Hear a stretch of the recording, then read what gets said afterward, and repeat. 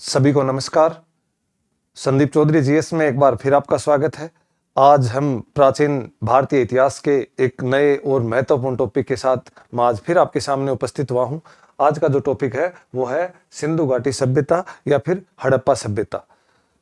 हमारे जो प्राचीन भारतीय सभ्यता और इसका गौरवपूर्ण इतिहास, इसके बारे में आज की क्लास में हम जो भी है वो महत्वपूर्ण चर्चा करने वाले हैं। सिंधु घाटी सभ्यता, हड़प्पा सभ्यता या कोई भी जो सभ्यता है वो मूल रूप से सभ्यता या फिर संस्कृति, हड़प्पा सभ्यता या हड़प्पा संस्कृति भी कह सकते हैं इसको।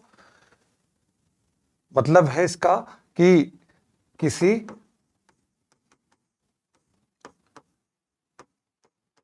क्षेत्र विशेष में, किसी भी क्षेत्र विशेष में निश्चित समय अवधि के दौरान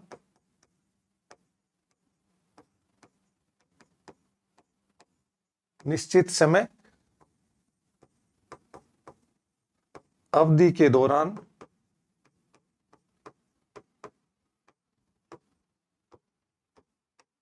रहने वाला लोगों का समूह, लोगों का जो समूह है उसे संस्कृति या सभ्यता कहते हैं।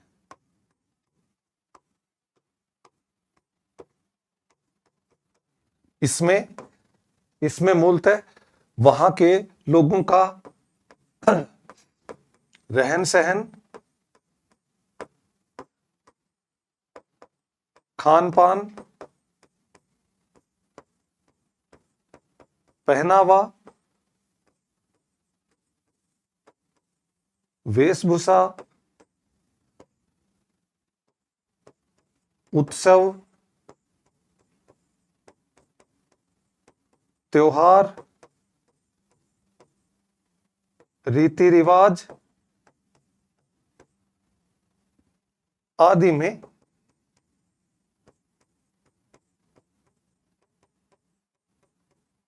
समानता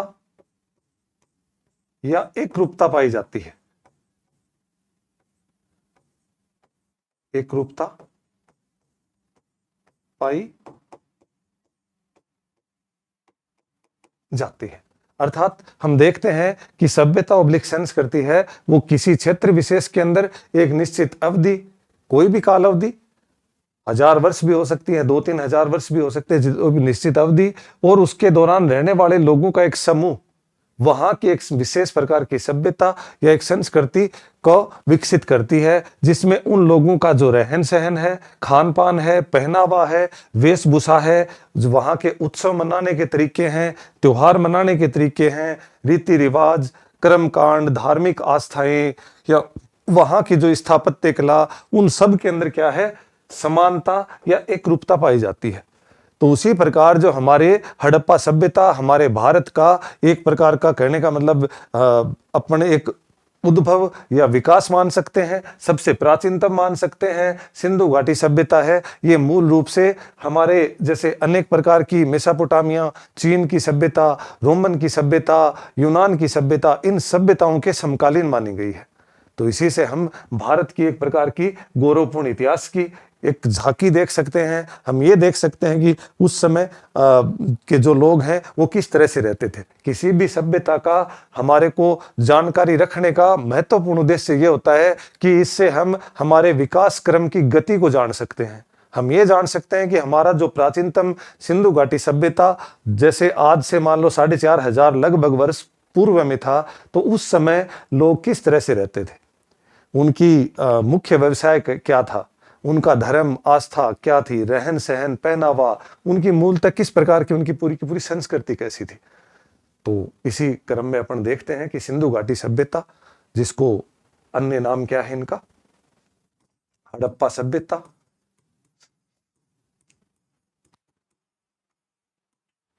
या दूसरा बोल सकते हैं अपन सिंधु सरस्वती सभ्यता, सिंधु सरस्वती सभ्यता। इसका अपन पूरा गहनता से अध्ययन करेंगे। ये जो पाठ है ये बहुत ही महत्वपूर्ण है, क्योंकि ये विभिन्न एग्जामों के अंदर एक बढ़िया क्षेत्र घेरता है। बहुत से ज्यादा इसमें प्रश्न आने की संभावना होती है, क्योंकि ये प्राचीन इतिहास से संबंधित है, एक हमारी शुरुआत मानी जाती है यहीं से। तो इसी क्रम में अपन देखेंगे हड़प्पा सभ्यता की प्रारंभिक खोज, कि इसकी खोज कैसे शुरू हुई, क्योंकि हड़प्पा सभ्यता है, इसकी समय अवधि और उसके बाद इसकी खोज वगैरह। सबसे पहले 1856 से भी पहले एक बार क्या होता है, 1826 में अंग्रेज अधिकारी था एक चार्ल्स मेसन। इसने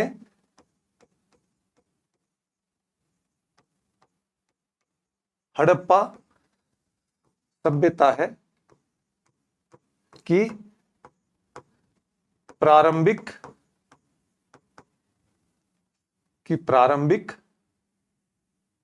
हड़प्पा सभ्यता की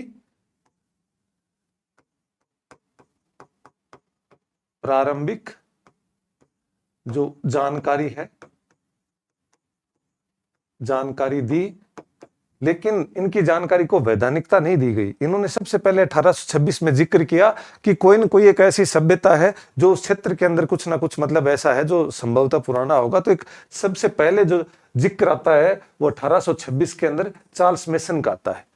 उसके बाद दूसरा जिक्र आता है 1856 में। 1856 में क्या होता है कि कराची व लाहौर दोनों के मध्य उपनिवेशिक काल के दौरान कराची व लाहौर के मध्य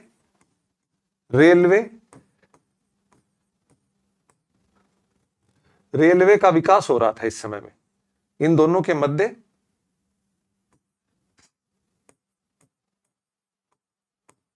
रेलवे की जो पटरियां हैं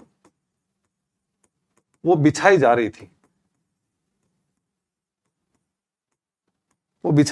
थी। तो जब रेलवे की अपन कोई पटरियां वगैरह बिछाते हैं तो कोई ऊंचा भाग कोई नीचा भाग अगर कुछ ऐसा आता है तो वहां पर क्या कर दिया जाता है, उसको समतल कर दिया जाता है, क्योंकि रेलवे को चलने के लिए लंबी दूरी, सीधा भाग और जो भी कुछ जो समतल जगह चाहिए होती है। तो ये कोई ऊंची सी एक भौतिक स्थिति आई तो उसको इन्होंने हटाने का प्रयत्न किया। जब इन्होंने उसको देखा, हटाया थोड़ा सा उसकी मिट्टी वगैरह, तो वहां से ईंटों का ढांचा मिला और बहुत सी ईंटें हैं वो इस रेलवे की पटरियां बनाने में भी काम में ली गई। तो ये काम 1856 में पटरियां बिछाई गई, जिसके अंदर सर्वप्रथम बर्टन बंधु, ये भी अंग्रेज अधिकारी थे। बर्टन बंधु, दो बर्टन भाई थे। बर्टन बंधु ने ब्रिटिश संसद में जानकारी दी। ब्रिटिश संसद है, वहां पर इन लोगों ने क्या है, वहां पर इनकी सर्वप्रथम इनके बारे में जानकारी दी गई। उसके बाद में इसी क्रम में 1861 के अंदर ब्रिटिश सरकार है, उसने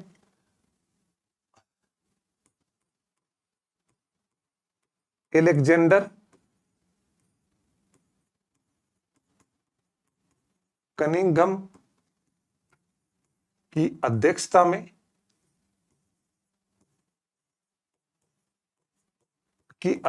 में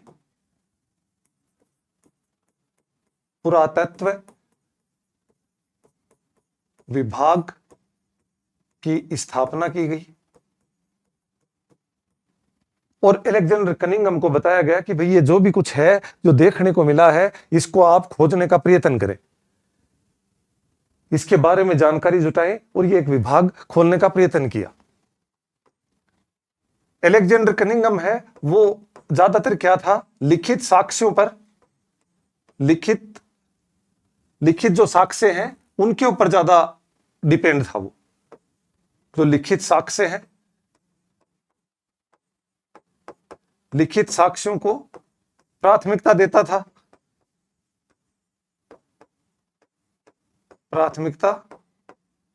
देता था भौतिक साक्ष्यों की तुलना में। जब वो जो भी चीजें उनको पुरावस्तु मिली, उनके अध्ययन से ज्यादा वो लिखित चीजों पर देता था। लेकिन हड़प्पा सभ्यता के लिखित साक्ष्य जो है उनको पढ़ पाना संभव नहीं था, तो उसने लंबे समय तक प्रयास किया। उसके बाद में इन्होंने क्या किया, 1871 में इन्होंने सर्वप्रथम 1871 में सर्वप्रथम इन्होंने ब्रिटिश संसद है वहां पर इन्होंने ब्रिटिश संसद में जानकारी दी वह हड़प्पा के बारे में लेख लिखा। जो वहां की जो ब्रिटिश न्यूज समाचार पत्र हैं उनके अंदर सर्वप्रथम हड़प्पा सभ्यता के बारे में लिखा गया वहां के ऊपर। फिर 1904 में क्या होता है, 1904 के अंदर जॉन मार्शल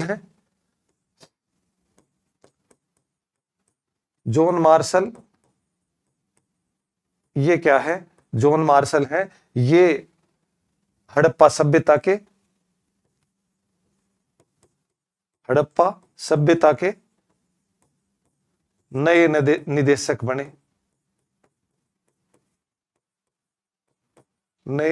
बने। हड़प्पा सभ्यता का नाम सिंधु घाटी सभ्यता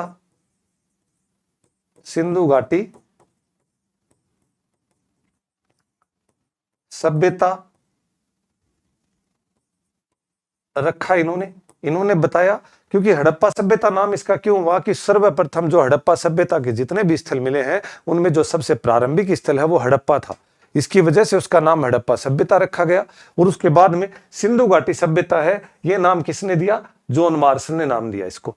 क्यों दिया, क्योंकि सिंधु और उसकी सहायक जो नदियां हैं, सिंधु की सहायक नदियां झेलम, चेनाब, रावी, सतलज, व्यास, तत्कालिक समय में एक सरस्वती, जो आदि जो नदियां थी, ये इन नदियों के किनारे या इन नदियों के जो क्षेत्र है, बहाव क्षेत्र है, उसमें अधिकांश है ये जो इसके स्थल है वो प्राप्त होते हैं। तो इस वजह से इन्होंने क्या है, जॉन मार्शल ने इसको सिंधु घाटी सभ्यता नाम दिया। महत्वपूर्ण खोज हड़प्पा के बारे में, सर्वप्रथम महत्वपूर्ण खोज 1921 में जॉन मार्शल के समय अवधि के दौरान ही दयाराम साहनी, और दूसरा कौन था, माधव स्वरूप वत्स। इन दोनों ने 1921 में किसकी खोज शुरू की, किस स्थल की, हड़प्पा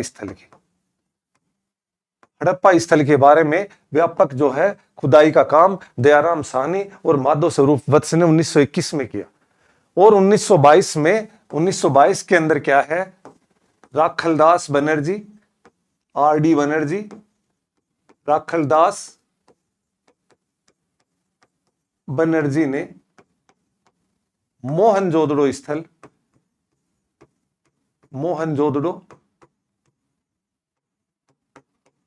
मोहनजोदाड़ो भी लिखा होता है कहीं, मोहनजोदड़ो स्थल की खुदाई शुरू की। हड़प्पा है ये रावी नदी के किनारे पर है। हड़प्पा जो है ये किस नदी के किनारे है, रावी नदी के किनारे। जो सिंधु की सहायक नदी है, और मोहनजोदड़ो है ये किसके, सिंधु नदी के किनारे। सिंधु नदी के किनारे दोनों ही स्थल हैं, वो वर्तमान में कहां पर हैं, पाकिस्तान में है। दोनों ही महत्वपूर्ण स्थल वर्तमान में पाकिस्तान में है। ये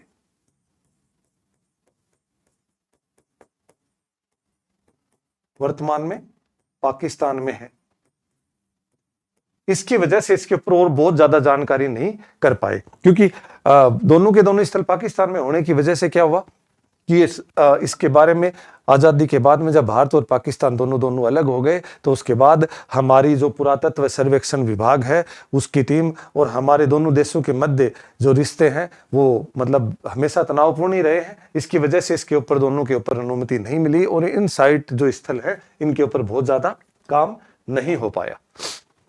सभ्यता के विभिन्न नाम, तो हड़प्पा प्रारंभिक स्थल के कारण, प्रारंभिक स्थल था ये, इस वजह से हड़प्पा नाम पड़ा इसका। सिंधु घाटी सभ्यता, सिंधु नदी व उसकी सहायक नदियों के किनारे अधिकांश स्थल मिले, अधिकांश स्थल मिले। इसकी वजह से इसका सिंधु घाटी नाम रखा गया। और सिंधु घाटी नाम किसने रखा? जॉन मार्शल ने, जो 1904 के अंदर क्या है, जो 1904 में पुरातत्व सर्वेक्षण विभाग का निदेशक बना। और सिंधु सरस्वती, सिंधु और इसकी सिंधु प्लस सरस्वती, जो एक समय सरस्वती है वो सरस्वती के बहाव क्षेत्र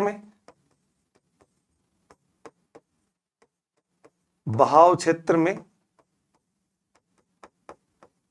अधिकांश स्थल होने के कारण, अधिकांश स्थल होने के कारण क्या था कि एक सरस्वती जो नदी है वो पहले क्या होता था कि सिंधु की तरफ, जैसे हमारे हिमालय से निकलने के बाद में जो अरब सागरीय शाखा की नदी थी, ये हमारे हिमालय से निकलने के बाद में हिमाचल प्रदेश से हरियाणा होते हुए राजस्थान के प्री क्षेत्र में बहती थी। आज वर्तमान में ये आंतरिक प्रवाह की नदी है, ये नीचे मिट्टी के नीचे मतलब आंतरिक प्रवाह की नदी है। और एक मतलब कहने का मतलब जलवायु परिवर्तन हुआ लंबे समय के बाद में, जो परिवर्तन आता है एक भूगर्भिक परिवर्तन या जो भी जलवायु परिवर्तन, उस परिवर्तन के कारण क्या है इस नदी ने अपना मार्ग बदल लिया। लेकिन उस समय और सर्वाधिक वर्तमान में इसको अधिकांश इतिहासकार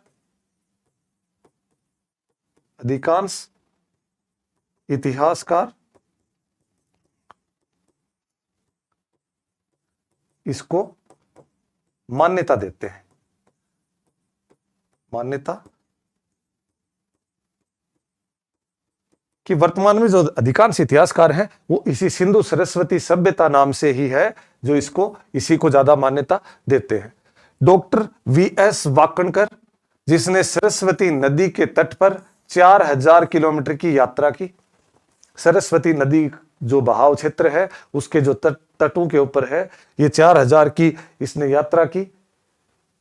और जगह जगह के ऊपर इन्होंने साइट्स वगैरह है उनके बारे में होना, इन्होंने जो अस्तित्व है वो पाया गया। ओरेल स्टेन है, उन्होंने a survey of ancient site of last Saraswati river नामक पुस्तक लिखी। तो कहने का मतलब इन दोनों ने भी इसके बारे में इसी चीज को ज्यादा क्या है प्राथमिकता देने का प्रयत्न किया है कि भाई ज्यादा कारगर नाम है इसका ये हो सकता है।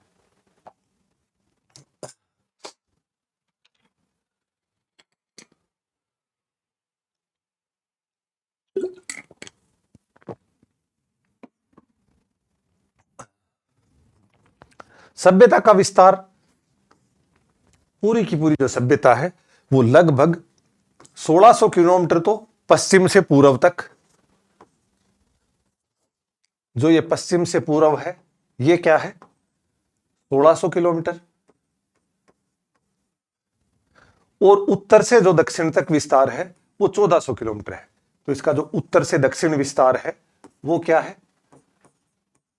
1400 किलोमीटर। पूरी की पूरी जो सभ्यता है 15 लाख वर्ग किलोमीटर कुल क्षेत्रफल है इसका।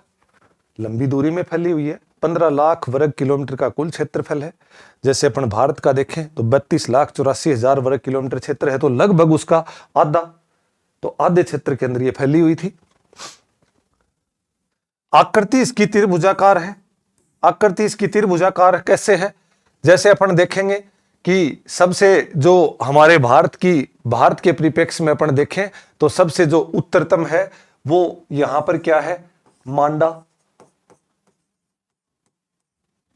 जम्मू कश्मीर के अंदर चेनाब नदी के किनारे मांडा स्थल है, वो चेनाब नदी के किनारे, जो कि क्या है? उत्तरतम स्थल है, उत्तरी स्थल। अब वैसे तो यहां पर सोर्तगोई है अफगानिस्तान में,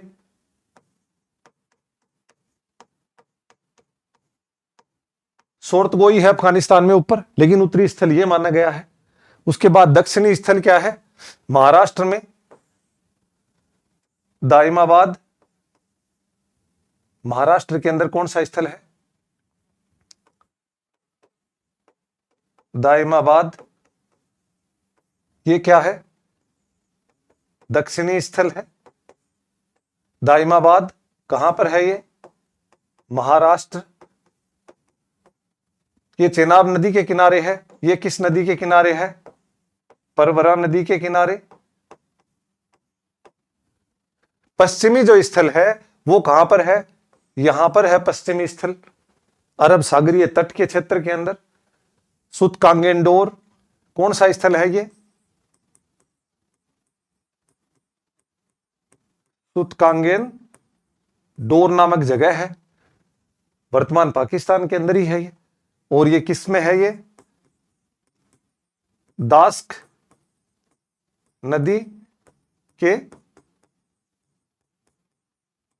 नदी के किनारे है सुतकांगेंडोर। कौन सा स्थल है? ये पश्चिमी स्थल है, पश्चिमी स्थल है। और जो पूर्वी स्थल है वो यहां पर है उत्तर प्रदेश के अंदर। उत्तर प्रदेश में इस क्षेत्र के आसपास, क्या नाम है उसका? आलमगीरपुर, उत्तर प्रदेश। और ये किस नदी के किनारे है? हिंडन नदी के किनारे। ये महत्वपूर्ण है, सारे के सारे ये फैक्ट्स जो भी हैं, हिंडन नदी के किनारे। ये कौन सा है? ये पूर्वी स्थल है। तो कहने का मतलब क्या है? 1600 किलोमीटर है पूर्व से पश्चिम तक का विस्तार, और उत्तर से दक्षिण तक का विस्तार है 1400 किलोमीटर। 15 लाख वर्ग किलोमीटर के क्षेत्र में फैली हुई है, त्रिभुजाकार है। उसके बाद में उत्तरी स्थल है वो मांडा चेनाब नदी के किनारे। वैसे सोर्तगोई है वो उत्तर पश्चिम में पड़ जाता है, क्योंकि वो और बहुत ऊपर की तरफ है। वैसे देखा जाए तो वो बहुत ऊंचा है, तो वो होना चाहिए, लेकिन वो उत्तर पश्चिम की तरफ होने की वजह से मूल रूप से यहां से लेकर के इस प्रकार ये थोड़ी त्रिभुजाकार है। कहने का मतलब ये स्थल इस प्रकार से है, तो त्रिभुजाकार से आकृति बनती है इसकी। अधिकांश स्थल है वो पाकिस्तान, पंजाब वगैरह, और वो अपन देखेंगे आगे कि किस किस जगह पर कौन कौन सा महत्वपूर्ण। हाँ, तो सभ्यता की जो सीमाएं हैं, उत्तरी सीमा अभी अभी अपन ने जिक्र किया, मांडा,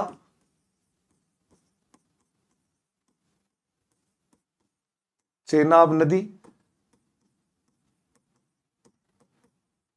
जम्मू कश्मीर। उत्तरतम स्थल, दक्षिणी स्थल कहां पर है? दक्षिणी स्थल कहां पर है? दाइमाबाद, परवरा नदी है कहां पर? है कहां पर? ये महाराष्ट्र में। और पूर्वी स्थल कहां पर है? आलमगीरपुर, आलमगीरपुर, ये किस नदी के किनारे है? हिंडन नदी के किनारे। और ये है कहां पर? उत्तर प्रदेश में। और पश्चिमी जो स्थल है वो कौन सा है? पश्चिमी जो स्थल है वो कौन सा है? सूतकांगेंडोर किस नदी के किनारे? दास्क नदी के किनारे। है कहां पर वर्तमान में? पाकिस्तान के जो बलूचिस्तान, मकरान तट,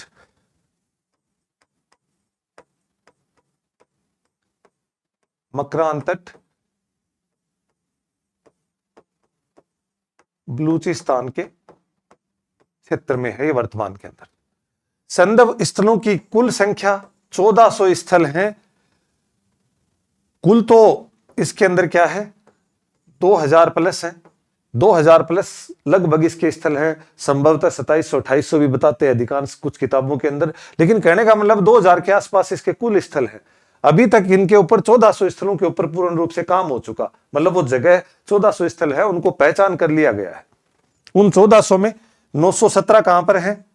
917 भारत में है। 481 कहां पर है? ये कहां पर है? पाकिस्तान में है। और 2 कहां पर है? ये 2 हैं, ये कहां पर है? अफगानिस्तान में। दोनों के दोनों अफगानिस्तान में। और ये 2 है कौन कौन से अफगानिस्तान के अंदर? एक है सोर्तगोई, दूसरा है मुंडीगाक। सोर्तगोई और मुंडीगाक। सोर्तगोई हमने पहले जिक्र किया था, मांडा के और ऊपर की तरफ, उत्तर पश्चिम की तरफ में। तो सोर्तगोई है, ये क्या था? ये हड़प्पा का उपनिवेश नगर माना जाता है। हड़प्पा का उपनिवेश नगर, हड़प्पा स्थल का उपनिवेश नगर माना जाता है ये। और दूसरा इसको क्या है? यहां पर नहरों के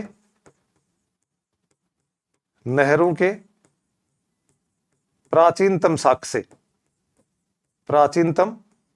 साक्ष्य मिलते हैं हमारे को। इसका मतलब कृषि का विकास उस समय हो चुका था, नहरीकरण का विकास मिलता है। तो ये दोनों चीजें इनके लिए महत्वपूर्ण है। हड़प्पा का उपनिवेश नगर का मतलब है कि हड़प्पा की जो व्यापारिक गतिविधियां हैं वो संभवतः इस क्षेत्र से मतलब संचालित होती थी।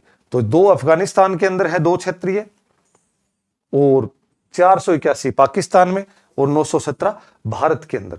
तो इन स्थलों के बारे में अभी तक खोज की जा चुकी है और निरंतर इसकी खोज जारी है, निरंतर है। नए नए फैक्ट्स हैं वो हमारे सामने दिन दिन आते जा रहे हैं। इसके प्रमुख जो स्थल है हड़प्पा सभ्यता के, भारत, पाकिस्तान और अफगानिस्तान के अंदर, दोनों के अंदर अपन देखेंगे कि प्रमुख जो स्थल हैं वो अफगानिस्तान में कौन कौन से हैं? मुंडीगाक और अफगानिस्तान के अंदर मुंडीगाक और सोर्तगोई। मुंडीगाक है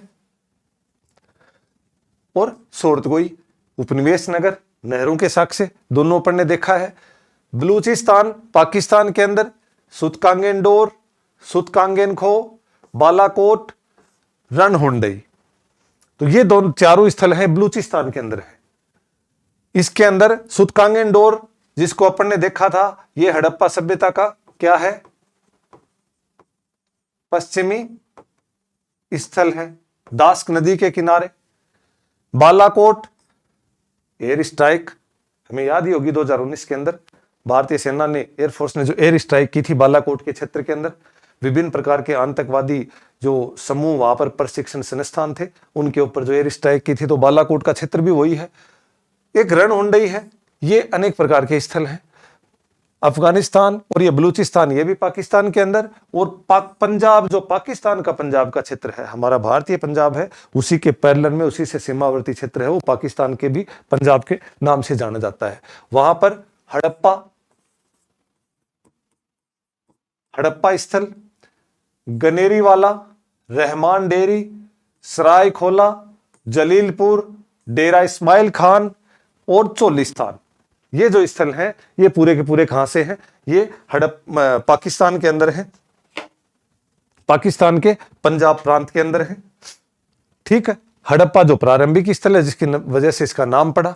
फिर हमारे हरियाणा के अंदर कौन कौन से स्थल हैं? बनवाली, राखीगढ़ी, मिताथल, शीशबल। बनवाली के अंदर हल्के साक्ष्य मिले हैं, हल्के साक्ष्य मिले हैं, कृषि के प्रमाण के बारे में जानकारी मिलती है हल्के साक्ष्य मिलने की वजह से। ठीक है, और एक पाकिस्तान के जो पंजाब है इसमें भी हल्के साक्ष्य मिले 44 स्थान में, हल्के साक्ष्य, लकड़ी के हल्के साक्ष्य। ठीक है, राखीगढ़ी अपना हरियाणा के अंदर ही है, लगभग एक बड़े क्षेत्र में इसकी जनसंख्या उस समय माना जाता है कि लगभग 20,000 के आसपास इसकी जनसंख्या थी, तो एक बड़ा स्थल माना गया है। पंजाब जो भारत के क्षेत्र में है, रोपड़, संगोल और बाड़ा, ये 3 स्थल हैं। कई बार एग्जामों में सीधे पूछ ले जाते हैं, उक्त स्थलों को आपस में मिलान करें तो क्षेत्र दे दिए जाते हैं, राज्य दे दिया जाता है। इसी तरह से आपस में मतलब इनका मिलान करने से या कोई इससे संबंधित पूछी जाती है। सिंध जो पाकिस्तान से संबंधित है, मोहनजोदड़ो 1922 में, राखलदास बनर्जी, संभवतः हड़प्पा की राजधानी मान सकते हैं इसको, राजधानी का वर्णन मिलता है इसके अंदर।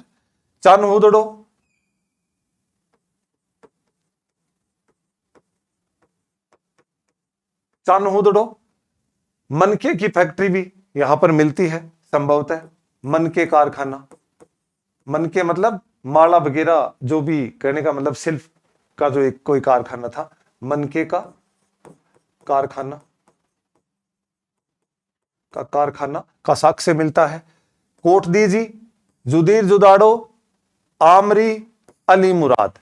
कोटदीजी है वो संभवतः ये माना गया है कि जो कोटदीजी है वो आग से मतलब नष्ट हुई है, अग्नि से नष्ट हुई कोटदीजी है। ये क्या है? अग्नि से नष्ट मानी गई है ये। तो ये इनके विभिन्न प्रकार के जो साक्ष्य हैं वो भारत, पाकिस्तान और अफगानिस्तान के क्षेत्र में अपन देख सकते हैं। ये उत्तरतम है मांडा, और दाइमाबाद है वो लगभग इस जगह के ऊपर है। फिर उसके बाद में सुतकांगेंडोर ये वाला स्थल है, और उसके बाद में बनवाली, मिताथल, इस क्षेत्र के आसपास में क्या है? आलमगीरपुर है।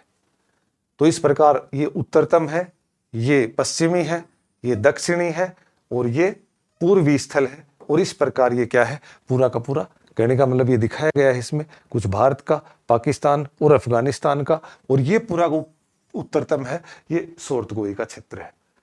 तो इस प्रकार से हड़प्पा सभ्यता।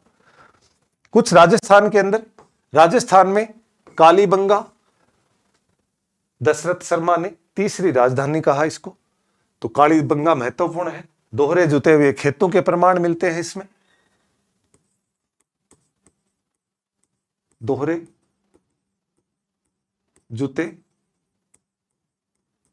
खेतों के प्रमाण मिलते हैं इसके अंदर। तीसरी राजधानी कहा गया इसको।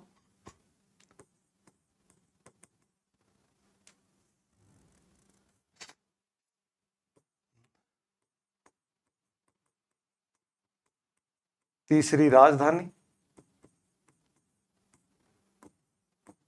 डॉक्टर दशरथ शर्मा ने तीसरी राजधानी कहा है। दीनहीन बस्ती भी कहा गया है, दीनहीन बस्ती भी कहा गया इसको, क्योंकि इसके अंदर कच्ची ईंटों से बने हुए मकान वगैरह, वैसे तो हड़प्पा में सारे कच्ची ईंटों से थे, लेकिन इसमें कहने का मतलब कुछ जो व्यवस्थाएं हैं वो एक गरीबी के संकेत है, इन चीजों को मतलब प्रदर्शित किया गया है। पीलीबंगा ये दोनों ही किस्में हैं, हनुमानगढ़ में, हनुमानगढ़ राजस्थान के अंदर है दोनों के दोनों। गुजरात के अंदर रंगपुर, धोलावीरा, धोलावीरा यहां पर क्या है? तालाबों के साक्ष्य, तालाबों के साक्ष्य मिलते हैं यहां पे। रोजड़ी, प्रभास पाटन, लोथल, लोथल से क्या मिला है? गोदीवाड़ा, गोदीवाड़ा का मतलब है डॉकयार्ड, मतलब पानी की जो जहाजें हैं बड़ी बड़ी उनको खड़ा होने का एक पार्किंग जो स्थल है। साथ में मनके का कारखाना, जैसे पाकिस्तान के चान्होदड़ों से मिला है वैसा ही मनके का कारखाना का कारखाना भी यहां से मिला है। सुरकोटड़ा, सुरकोटड़ा भी गुजरात के अंदर है और यहां से भी संभवतः यह माना गया है कि सुरकोटड़ा से भी घोड़े की मरण मूर्तियां मिली हैं। खंबात की खाड़ी, तो ये सारे के सारे। आलमगीरपुर, हिंडन नदी किनारे, हिंडन नदी के किनारे, और ये कौन सा स्थल है? ये हड़प्पा सभ्यता का पूर्वी, सबसे जो पूर्व में स्थल है वो है, और हुल्लास और बड़गांव। महाराष्ट्र के अंदर क्या है? दाइमाबाद, परवरा नदी किनारे, परवरा नदी के किनारे।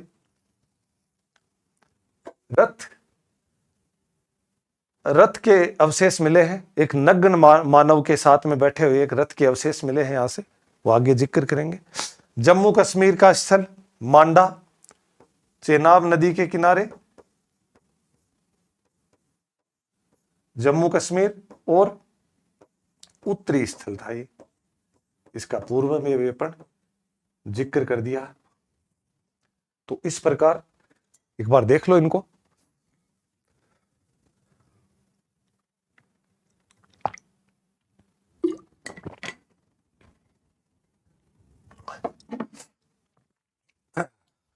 हड़प्पा सभ्यता के जो भी स्थल हैं, ये जो हड़प्पा सभ्यता है ये सभी एग्जामों के लिए, यूपीएससी तक की सभी एग्जामों के लिए बहुत ही महत्वपूर्ण है और इसके सीधे बहुत से बड़े प्रश्न हैं वो सीधे पूछे जाते हैं।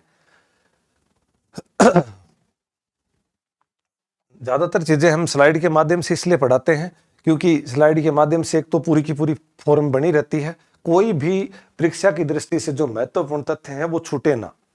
अगर सीधा पढ़ाने से वो बहुत से जो तथ्य हैं वो अपन मतलब कुछ तथ्य बीच में से लैप्स हो जाते हैं चलते चलती स्थिति के अंदर, क्योंकि बहुत ही तथ्यों का बहुत बड़ा मतलब भंडार है इसके अंदर।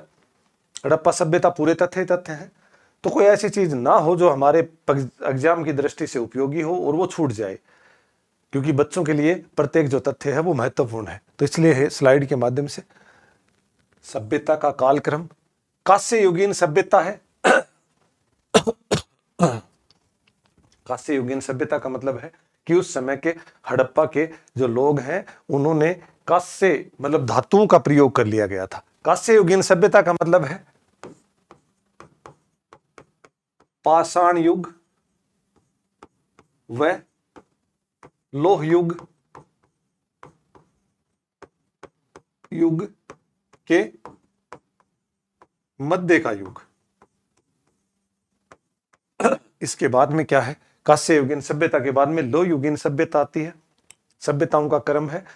और कांस्य युगीन या लोह युगीन या पाषाण युगीन सभ्यता हम इसलिए बोलते हैं कि जो भी हमारे को उपकरण, बर्तन वगैरह, मर्द भांड वगैरह जो भी चीजें हमारे को मिली हैं वो अधिकांश पाषाण युग में पत्थरों से संबंधित मिली है, लोहे के युग में लोहे से संबंधित अधिकांश औजार, हथियार, उपकरण, यंत्र जो भी चीजें मिली हैं।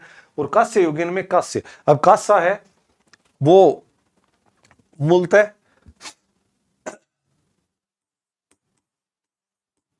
तांबा प्लस टिन दोनों की मिश्र धातु से मिलकर के बनता है, मिश्र धातु। तो इसका मतलब इन लोगों को रसायन का ज्ञान था, इन लोगों को ज्ञान था कि कैसे मतलब कितना तांबा कितना टिन लेकर के और एक मिश्र धातु बना करके कांसा बनाया जा सकता है और उससे बने हुए उपकरण और बर्तन वगैरह हैं वो बनाए जा सकते हैं। तो इन चीजों को उनको उस समय में संभवतः जानकारी थी। इसके कालक्रम के अंदर जॉन मार्शल ने बताया है कि हड़प्पा सभ्यता संभवतः 3250 से लेकर के 2750 ईसा पूर्व तक संभवतः रही होगी।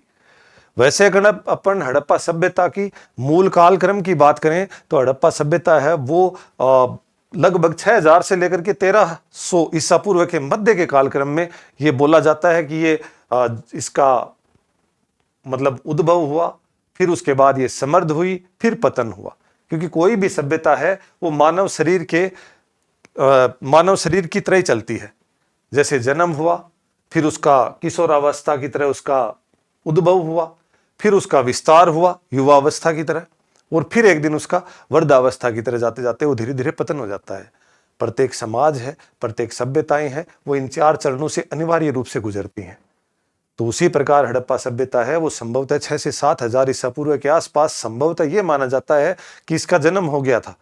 लेकिन इसका जो मूल जो समृद्ध जो विकसित समय अवधि है वो संभवतः ये मानी जाती है कि लगभग 2600 से 1900 या 2600 से 1700 या 2350 से 1700, मतलब उस समय अवधि को। तो जॉन मार्शल ने इसकी समय अवधि बताई 3250 से लेकर के 2700। मैके, अर्नेस्ट मैके हैं इतिहासकार, उन्होंने 2800 से 2500 ईसा पूर्व के मध्य की घटनाक्रम को बताया। कई बार एग्जामों में पूछ लिया जाता है कि अर्नेस्ट मैके के द्वारा हड़प्पा सभ्यता की कालक्रम क्या था, तो ये 3-4 ऐसे ऑप्शन दे दिए जाते हैं, तो वो ऑप्शन हमारे को देखने होते हैं। राजबली पांडे, इन्होंने बताया कि 4000 से 3500 ईसा पूर्व के मध्य रही है।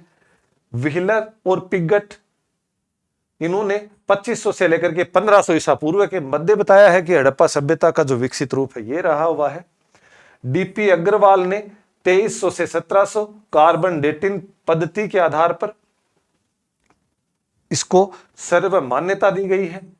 और एनसीईआरटी की बुकों के अंदर अपन देखते हैं, एनसीईआरटी की बुकों में क्या दिया हुआ इसको, 2600 से 1900 बीसी के मध्य।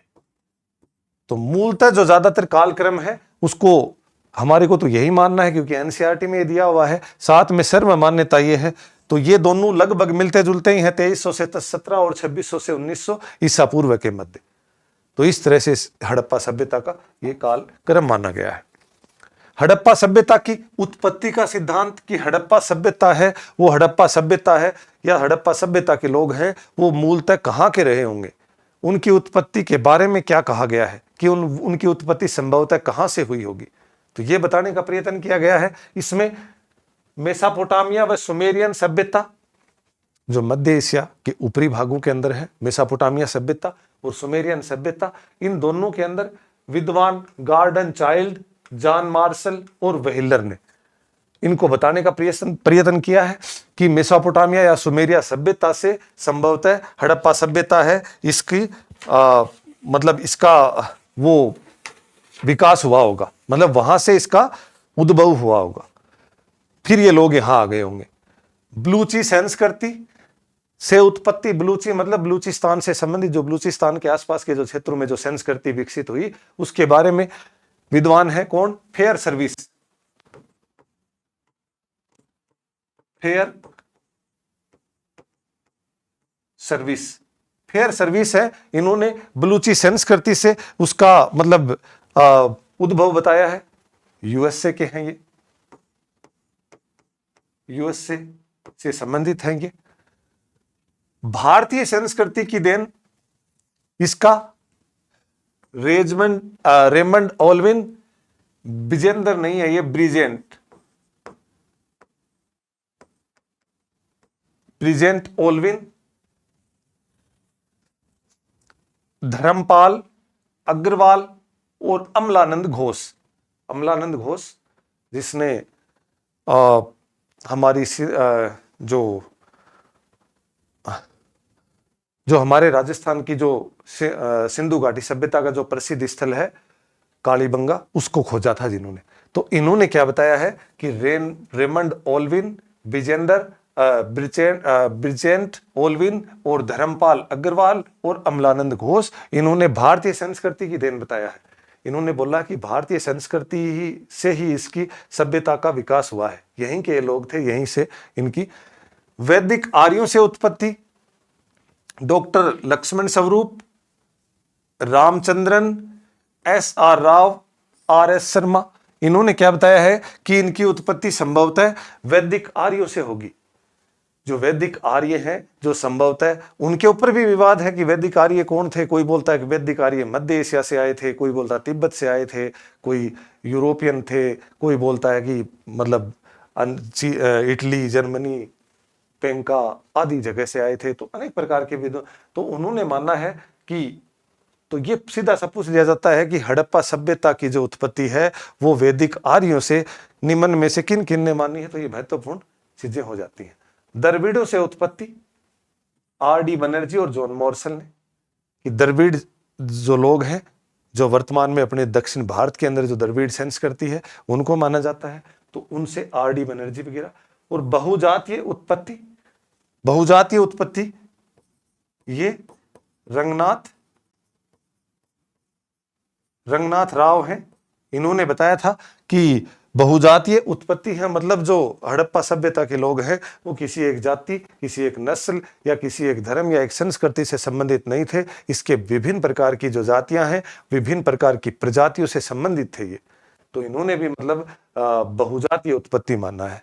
और इस बहुजातीय उत्पत्ति है, इसका अधिकांश लोगों ने समर्थन भी किया है कि संभव तो अनेक प्रकार की जाति विशेष से संबंध रखते थे। तो इसी प्रकार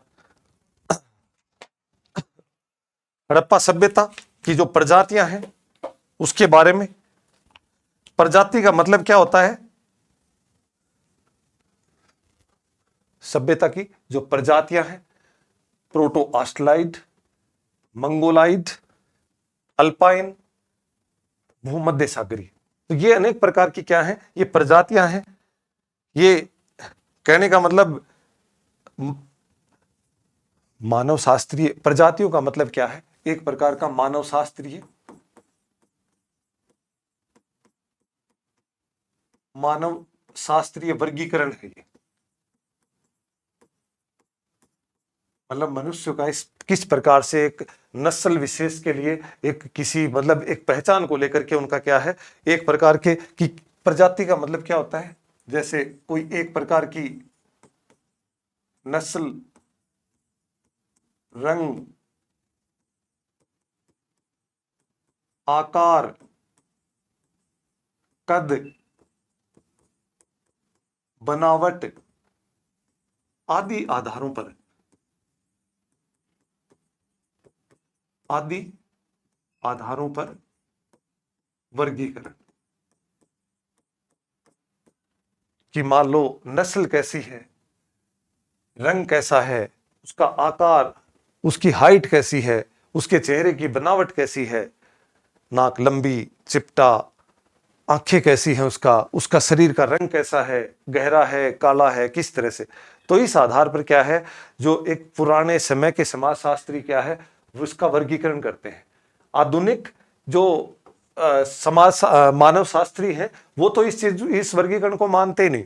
उन्होंने तो क्या है, एक वर्गीकरण माना है जिसको होमो, होमो का मतलब क्या होता है, होमो का मतलब होता है मानव। और मानव का वर्गीकरण है उन्होंने 3 आधार पर किया है। किस आधार पर किया है, होमो इरेक्टस,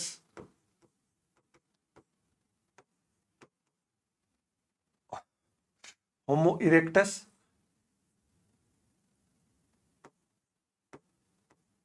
होमो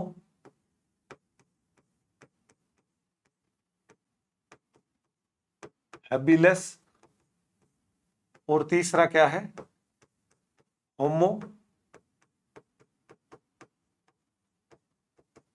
सैपियंस। इन तीनों का वर्गीकरण मानना है। और इनमें से भी होमो सैपियंस है, इसको क्या मानते हैं वो, ज्ञानी मानव। लेकिन अपने को तो इतिहासविदों की विभिन्न विभिन्न घटनाक्रम को पढ़ना होता है कि किस इतिहासकारों ने या कौन कौन सी नस्ल विशेष के बारे में माना गया है। तो प्रोटो ऑस्ट्रेलाइड भी माना जाता है इनको, मतलब भारत के अंदर अपन देखिए इसको, भारत में आदिवासी समाज से संबंधित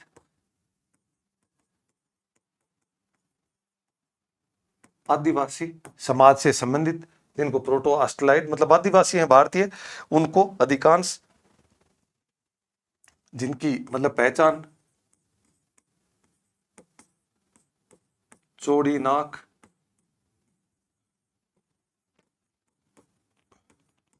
घुंघराले बाल, रंग गहरा, रंग गहरा मतलब काला बोल सकते हैं अपन।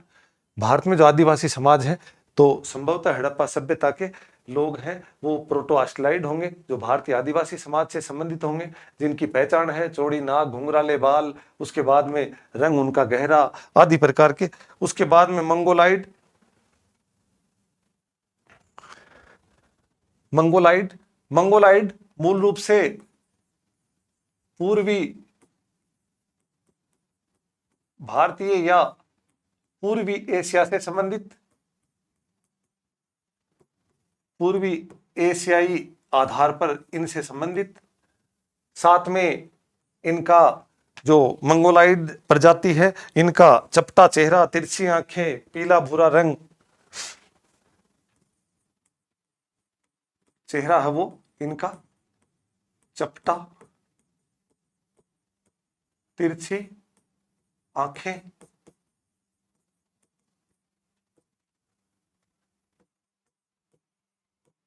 पीला भूरा इनका रंग। तो इस आधार पर इनको मंगोलाइड। अल्पाइन, अल्पाइन के आधार पर मध्य यूरोप से संबंधित। अल्पाइन क्या है? मध्य यूरोप से संबंधित, मध्य यूरोप से संबंधित। उसके बाद में चेहरा व सिर गोल,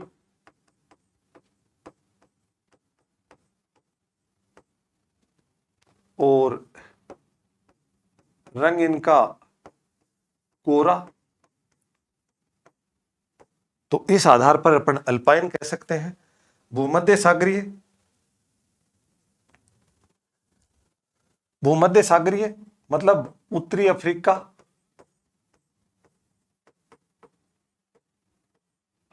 उत्तरी अफ्रीका, उत्तरी अफ्रीका व उत्तरी पश्चिमी एशिया,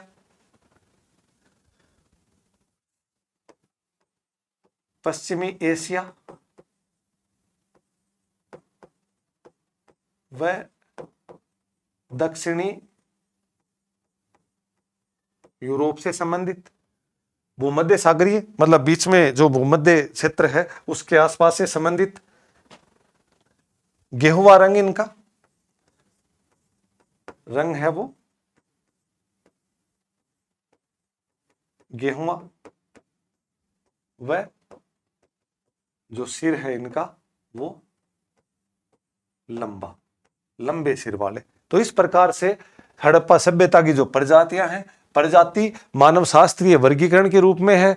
प्रजाति का मतलब होता है नस्ल, रंग, आकार, कद, बनावट आदि आधार पर जो वर्गीकरण होता है। लेकिन आधुनिक जो मानव शास्त्री हैं वो इस वर्गीकरण को नकारते हैं। वो मूल रूप से जो वर्गीकरण है वो होमो इरेक्टस, होमो हैबिलस और होमो सेपियंस के आधार पर ही इसका वर्गीकरण को मानते हैं, जिसमें होमो इरेक्टस जो मूल रूप से 4 हाथ और पैरों पर चलता था, सबसे प्रारंभिक मानव। उसके बाद में होमो हैबिलस है, वो मूल रूप से 2 हाथों का प्रयोग करने लग गया था और थोड़ा झुक करके चलता था, कुछ भी चीजें हाथ में लेकर के। उसके बाद में होमो सेपियंस है, जिसको ज्ञानी मानव, जिसको आधुनिक मानव भी कहा जाता है इसको। इसी प्रकार से अगर प्रोटो ऑस्ट्रेलाइड कहें तो भारत में आदिवासी समाज से संबंधित इसको माना जाता है, जिनकी पहचान है वो चौड़ी नाक, घुंघराले बाल, रंग गहरा आदि जो भी नस्ल है उनको अपन प्रोटो ऑस्ट्रेलाइड बोल सकते हैं। मंगोलाइड है, उसमें पूर्वी भारतीय या पूर्वी एशियाई लोग हैं, उनका जिनका चेहरा है वो चपटा चेहरा है, वो बिल्कुल ऐसे चपटा हुआ सा, तिरछी उनकी आंखें। उसके बाद में पीला भूरा रंग उनका। उसके बाद में अल्पाइन की बात करें तो मूल रूप से मध्य यूरोप से संबंधित, चेहरा व सिर गोल, रंग उनका गोरा होता है। भूमध्य सागर की बात करें तो उत्तरी अफ्रीका, पश्चिम एशिया और दक्षिणी यूरोप, जो भूमध्य सागर है, भूमध्य एशिया जो भूमध्य सागर है उसके आसपास के क्षेत्र की बात करें तो उनकी रंग उनका गेहुआ और सिर है उनका लंबा होता है। सिंधु घाटी सभ्यता के विभिन्न प्रजातियों के लोग निवास करते थे। बहुजातीय प्रकृति को दर्शाता है। तो कहने का मतलब सिंधु घाटी सभ्यता के बारे में आपसे पूछे कि सिंधु घाटी सभ्यता में किस किस प्रजाति विशेष के लोग रहते थे, तो प्रोटो ऑस्ट्रेलाइड, अल्पाइन, मंगोलाइड और भूमध्य सागरीय। तो एक प्रकार का मिश्रित या बहुजातीय प्रकृति या प्रजातियां हैं संभवतः इसमें पाई जाती थी। विशेषताएं हड़प्पा सभ्यता से संबंधित, जो हड़प्पा सभ्यता का मतलब है पूरी सभ्यता की एक सामूहिक विशेषता। सामूहिक विशेषता की बात करेंगे, प्रत्येक स्थल की विशेषता की बात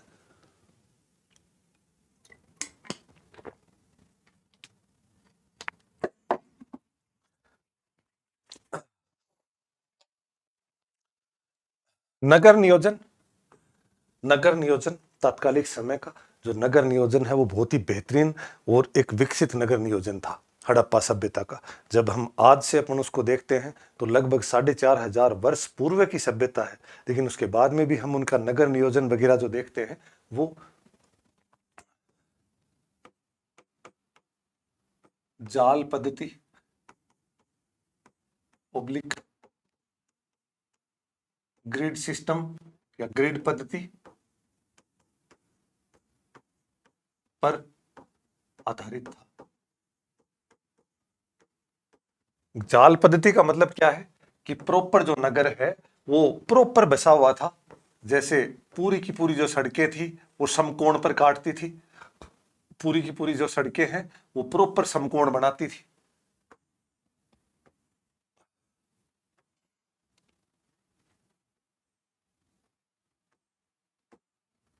इस प्रकार मतलब कहने का मतलब है प्रॉपर वो समकोण बनाती थी पूरी की पूरी जो सड़कें हैं।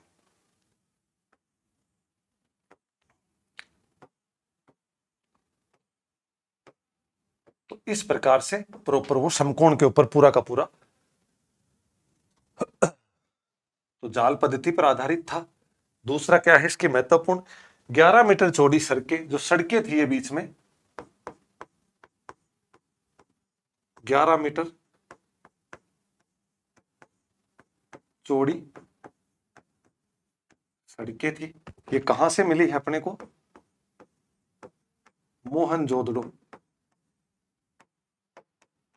मोहनजोदड़ो से। तो 11 मीटर चौड़ी सड़कें का मतलब सीधा सा हो गया लगभग 35 से 40 फीट चौड़ी सड़कें पूरी की पूरी। तो सबसे समृद्ध, आपस में समकोण पर काटती थी।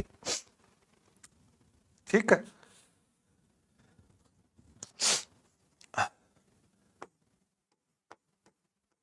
नगर 2 टिल्लों पर बसा था, 2 टिल्लों पर बसा था।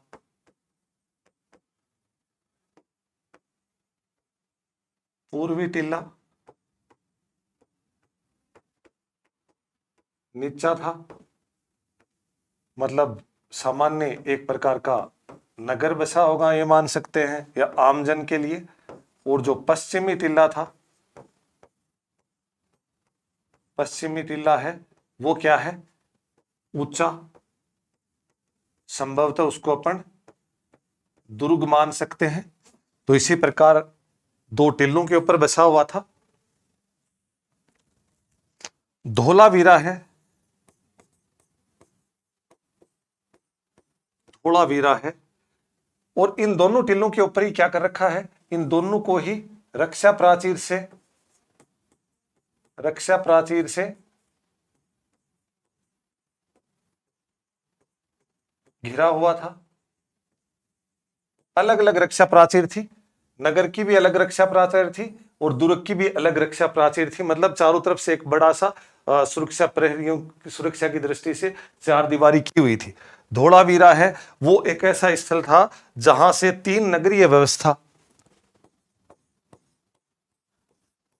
3 नगरीय व्यवस्था। 3 नगरीय व्यवस्था का मतलब क्या हो गया, 3 नगरीय व्यवस्था का मतलब एक तो हो गया दुर्ग, दुर्ग के अवशेष मिले हैं, एक मिले हैं आमजन के, आमजन जहां रहता था, और तीसरा एक स्थल और मिला है जो कि मध्यम स्थल बोल सकते हैं, या एक प्रकार से ये कह सकते हैं किसी विशेष वर्ग या एक प्रकार से व्यापारी वर्ग के लिए संभवतः बसा होगा। तो ऐसा कुछ स्थल मिला है।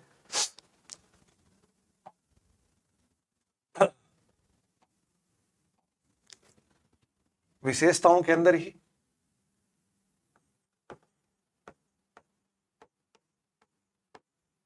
सुरकोटड़ा व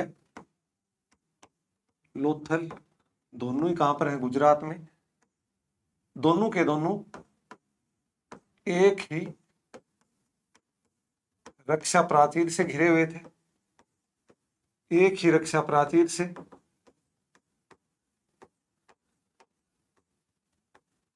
घिरे थे। मतलब यहां पर मान लो दुर्ग है और यहां पर आमजन है और इनको चारों तरफ से एक ही रक्षा प्राचीर से घिरा हुआ था। ये दोनों के दोनों जो स्थल है वो। उसके बाद में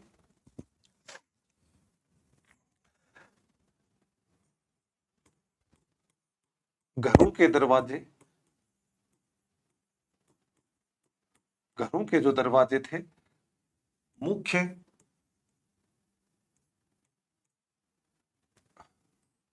मुख्य मार्ग पर नहीं खुलते थे, मुख्य मार्ग पर नहीं खुलते थे, मुख्य मार्ग पर नहीं खुलते थे। इसका मतलब क्या हुआ? ये लोग क्या करते थे? निज प्रियता का ध्यान रखते थे।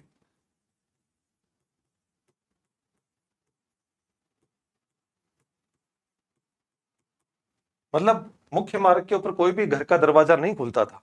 मुख्य मार्ग की तरफ ना कोई खिड़की होती थी, ना कोई दरवाजा होता था। और यहां तक भी था कि घरों के जो ग्राउंड फ्लोर था, जो कहने का मतलब जो ग्राउंड फ्लोर है घरों में,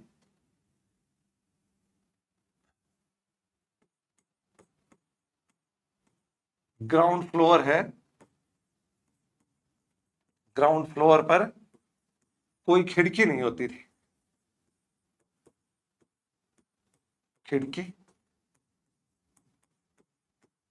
नहीं होती थी, ताकि कोई ताक झाक वगैरह, कोई उनकी कोई प्राइवेसी, इन चीजों का कोई हनन ना कर सके। ऐसे ये चीजें मिली हैं। हड़प्पा सभ्यता के सभी स्थलों से ईंटों का अनुपात, ईंटों का अनुपात एक सम्मान मिला है,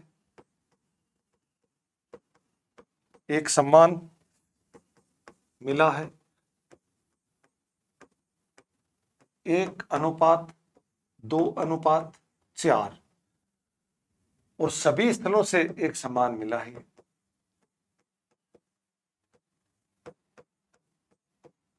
सभी स्थलों से एक ही प्रकार का मिला है, 1:, जो इसकी जो पतला भाग है, फिर जो चौड़ाई है उसकी वो 2, और लंबाई है वो उसकी 4। इस तरह से मतलब 1:2:4 के आधार पर इनका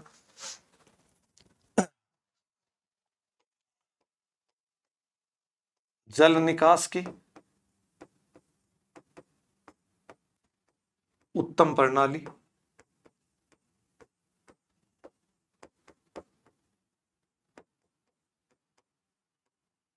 आधुनिकतम प्रणाली,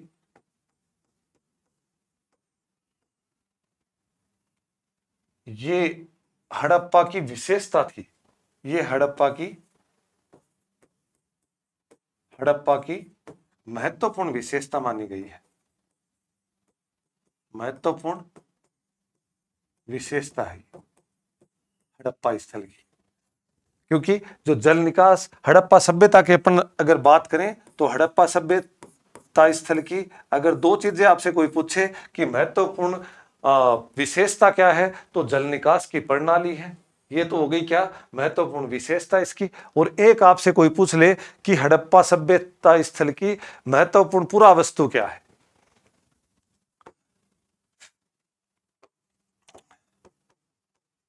महत्वपूर्ण पुरावस्तु, तो वो क्या है? मोहरे। तो ये दोनों के दोनों क्या है, ये बहुत ही महत्वपूर्ण हो जाते हैं। सीधा सा प्रश्न आ जाता है कि महत्वपूर्ण विशेषता क्या है, तो जल निकास प्रणाली। और महत्वपूर्ण पुरा वस्तु क्या है, तो ये क्या है, मोहरे हैं। सेल खड़ी से बनती थी,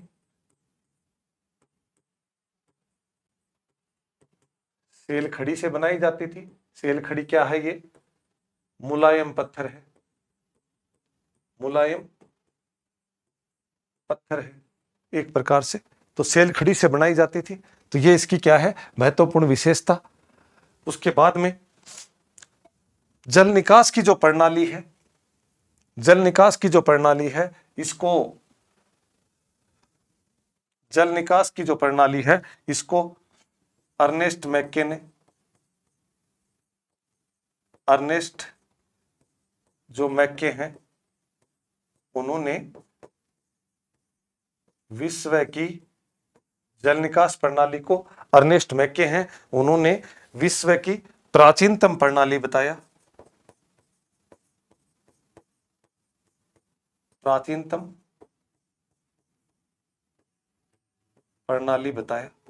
प्राचीनतम प्रणाली क्यों बताया, कि आज भी हम लोग देखते हैं कि विभिन्न प्रकार के जो नगरों का हमारे, आज भी हमारे देश या अन्य देशों में भी अपन देखते हैं कि नगरों का जो भी विकास हो रहा है, उसमें प्रॉपर जो सीवरेज लाइन है या प्रॉपर जल निकास की व्यवस्था है, वो आज भी हमारे को आधुनिक बस्तियों में भी हमारे को प्रॉपरली नहीं मिलेगी। तो उन लोगों ने जिन्होंने प्रॉपर संपूर्ण प्रकार की सड़कें, निजप्रियता का ध्यान, साथ में जल निकास की प्रणाली, एक विकसित प्रणाली, तो कहने का मतलब ये जब चीजें कर रखी थी, तो अपन समझ सकते हैं कि वो सभ्यता हमारे से कितनी आगे और कितनी संभवतः समृद्ध रही होगी। मोहनजोदड़ो को राजधानी के रूप में, मोहनजोदड़ो है, मोहनजोदड़ो को संभवतः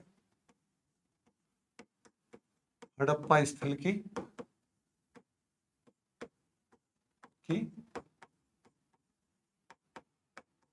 राजधानी माना जाता है, माना संभवतः ये माना जाता है कि मोहनजोदड़ो है वो हड़प्पा की राजधानी रही होगी। यहाँ पर जो भी कोई प्रशासक वर्ग है, या जो राजा वगैरह है, या जो भी इसका प्रशासनिक केंद्र है, उस संभवतः किससे, हड़प्पा सभ्यता का, जो भी मोहनजोदड़ो से संचालित रहा होगा। और हड़प्पा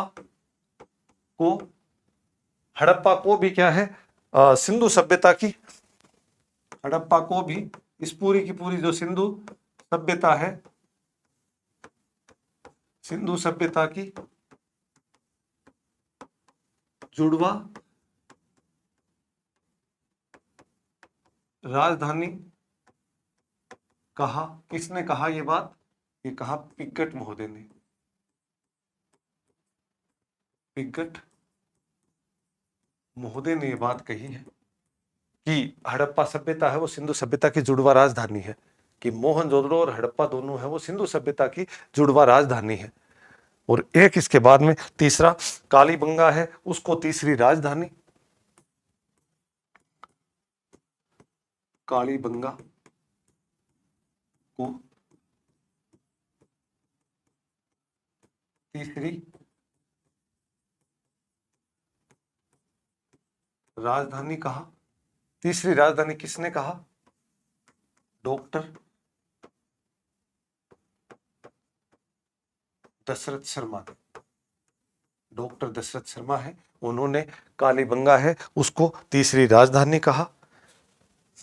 कालीबंगा को ही दीनहीन बस्ती भी कहा जाता है, दीनहीन बस्ती भी कहा जाता है। तो इसी प्रकार जो कि हड़प्पा सभ्यता है, उसकी संपूर्ण जो भी है, ये मतलब अनेक प्रकार की सभ्यताएं की जो विशेषताएं हैं, ये महत्वपूर्ण मानी जाती है। इसके बाद विशाल स्नानागार, विशाल स्नानागार मिला है। ये कहां से मिला है? विशाल स्नानागार है, ये मोहनजोदड़ो से मिला हुआ है। विशाल स्नानागार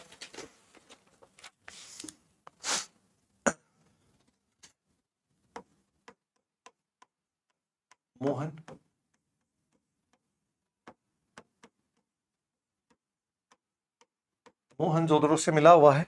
एक ऐसा एक बहुत ही बड़ा एक मतलब इसी तरह का प्रारूप विशाल स्नानागार है, ठीक है, जिसका आकार 39 x 23 x 8 फीट है। ये इतने फीट का मिला हुआ है। अर्नेस्ट मैक्के विशाल स्नानागार, अर्नेस्ट मैक्के है विशाल स्नानागार के बारे में। जो अर्नेस्ट मैक्के है, जिन्होंने क्या कहा था, नालियों को विश्व की प्राचीनतम प्रणाली बताया था। विशाल स्नानागार है, ये मोहनजोदड़ो से मिला हुआ है। मैक्के ने नालियों के बारे में कहा था, नालियों को विश्व की प्राचीनतम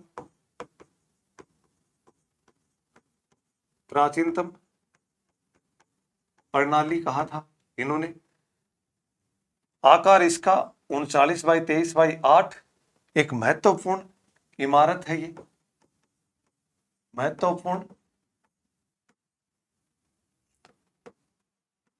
स्थल या एक स्थापत्य है। ये महत्वपूर्ण स्थापत्य है। ये तत्कालीन विश्व का आश्चर्यजनक निर्माण बताया इन्होंने। किसने? जॉन मार्शल ने, कि ये क्या है, तत्कालीन विश्व का एक आश्चर्यजनक है, क्योंकि ये प्रॉपरली इसकी जो विशेषताएं हैं, मतलब एक तरह से ऐसे सीढ़ियां उत्तर और दक्षिण दोनों तरफ से सीढ़ियां उतरती हुई दिखाई गई हैं। तो इस प्रकार से इसका महत्वपूर्ण विशाल स्नानागार, ठीक है। विशाल अन्नागार, विशाल अन्नागार है, ये हमारे को दो जगह से मिला है। विशाल अन्नागार है, ये दो जगह से मिला है।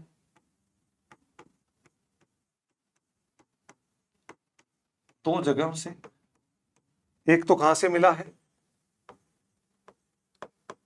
हड़प्पा से, और दूसरा कहां से मिला है, मोहनजोदड़ो से। मोहनजोदड़ो से। तो दोनों जगह से हमारे को ये क्या मिला है, विशाल अन्नागार। हड़प्पा के अंदर क्या है, जो अन्नागार है वो आमने सामने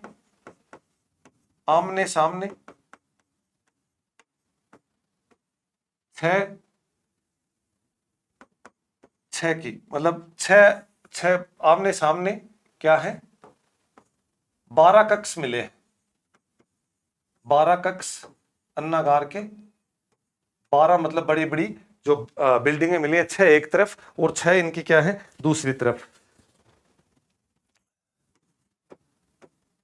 45.71 इंटू 15.72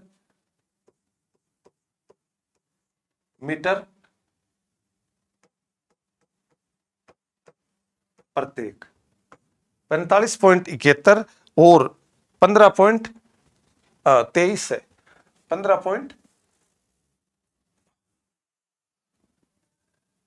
15.23 मीटर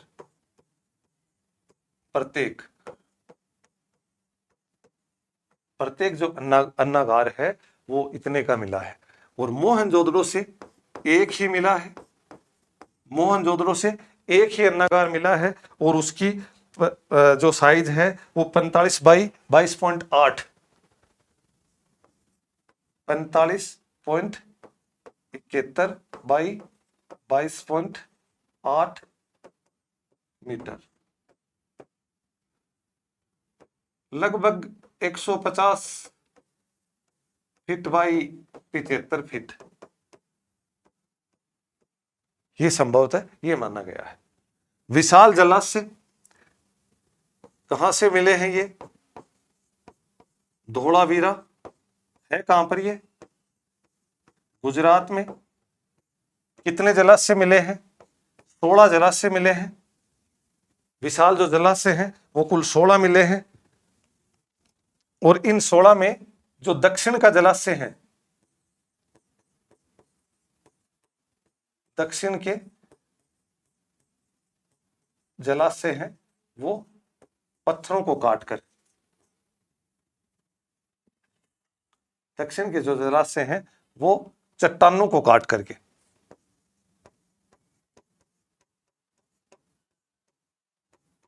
चट्टानों को काटकर बनाए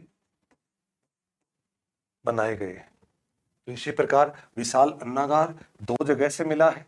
ये दोनों की दोनों जगह हड़प्पा और मोहनजोदड़ो। हड़प्पा में 12 कक्ष मिले हैं, मतलब अन्नागार के 12, 6 एक तरफ और 6 दूसरी तरफ, और प्रत्येक की जो साइज थी वो 45.71 बाई 15.23 मीटर जो लंबा है। और उसके बाद में मोहनजोदड़ो में एक ही मिला है, ये 45.71 बाई 22.8 मीटर, यानी 150 फीट से 150 फीट बाई 75 फीट के आसपास का लंबा विशाल जलाशय मिले हैं धोलावीरा से, गुजरात से। दक्षिण के जो जलाशय हैं उनको चट्टानों से काट करके बनाया गया है। तो ये इसके अंदर कई बार पूछा जाता है, बहुत महत्वपूर्ण तथ्यों के आधार पर। विशाल स्टेडियम, धोलावीरा से हमारे को एक और तथ्य मिला है जिसके अंदर क्या है, विशाल स्टेडियम। धोलावीरा है कहां पर, गुजरात में। इसमें क्या मिला है हमारे को, एक विशाल स्टेडियम। विश्व का प्राचीनतम एक एवं सबसे बड़ा, विश्व का प्राचीनतम वह सबसे बड़ा मिला है। विश्व का प्राचीनतम तथा सबसे बड़ा स्थल जो स्टेडियम है ये। प्रवेश द्वार पर सुरक्षा प्रहरी, इस जो स्टेडियम है इसके प्रवेश द्वार पर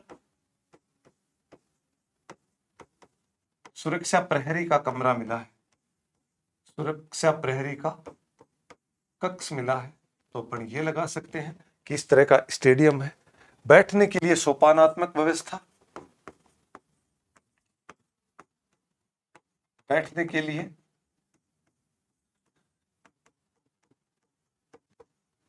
सोपानात्मक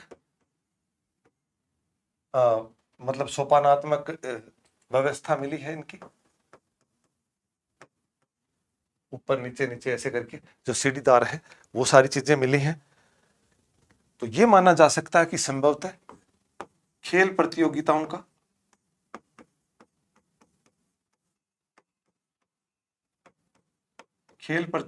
का आयोजन होता होगा, संभवतः यहां पर आयोजन होता होगा। तो ये संभावना इसकी जताई जाती है। विशाल गोदीवाड़ा यानी डाक यार्ड, मतलब शिप वगैरह है, पानी की जो जहाज वगैरह है उनको खड़ा करने की जो जगह है वो कहां से मिली है, लोथल। लोथल में कहां पर मिली है ये, भोगवा नदी के किनारे। लोथल गुजरात में ही है, भोगवा नदी के किनारे। मतलब जो समुद्र तटीय क्षेत्र है वहां से भोगवा नदी तक एक बड़ी सी एक नहर सी, मतलब एक बड़ा बहुत पानी का जो एक प्रकार का नहर की तरह एक ला करके, और वहां पर भोगवा नदी के किनारे एक डाकयार्ड बनाया गया था जहां से संबंध, मतलब ये माना जाता है कि विदेशों के साथ में या अन्य सभ्यताओं के साथ में व्यापार या जो भी गतिविधियां यहाँ से जहाजों के माध्यम से माल को लाना और ले जाना आदि, ये भी कहां पर है, गुजरात में। गुजरात में एसआर राव है, एसआर राव ने ये इसके खोज करता है।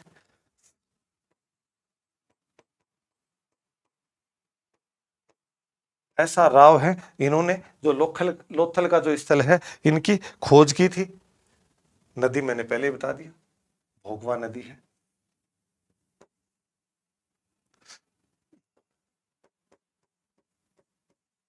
भोगवा नदी,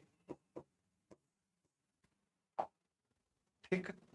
विशाल सभा भवन, विशाल सभा भवन के अवशेष मिले हैं। कहां से मिला है विशाल सभा भवन, मोहनजोदड़ो से। और ये जो विशाल सभा भवन मिला है ये 20 स्तंभों वाला, 20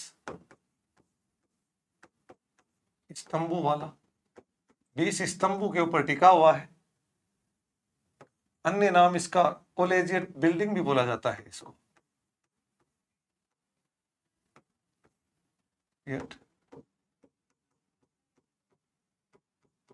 बिल्डिंग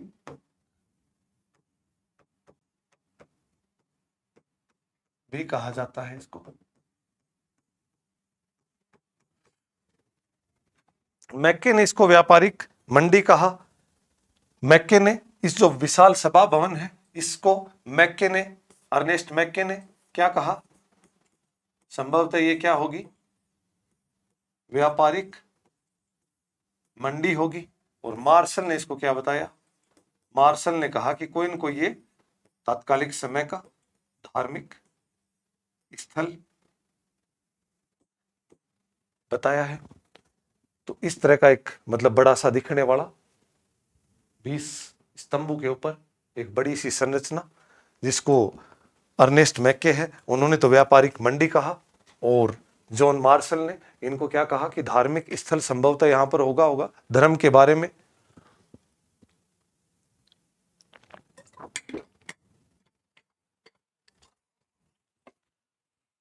धर्म के बारे में इसमें कोई न कोई चर्चाएं तात्कालिक समय में की जाती होंगी।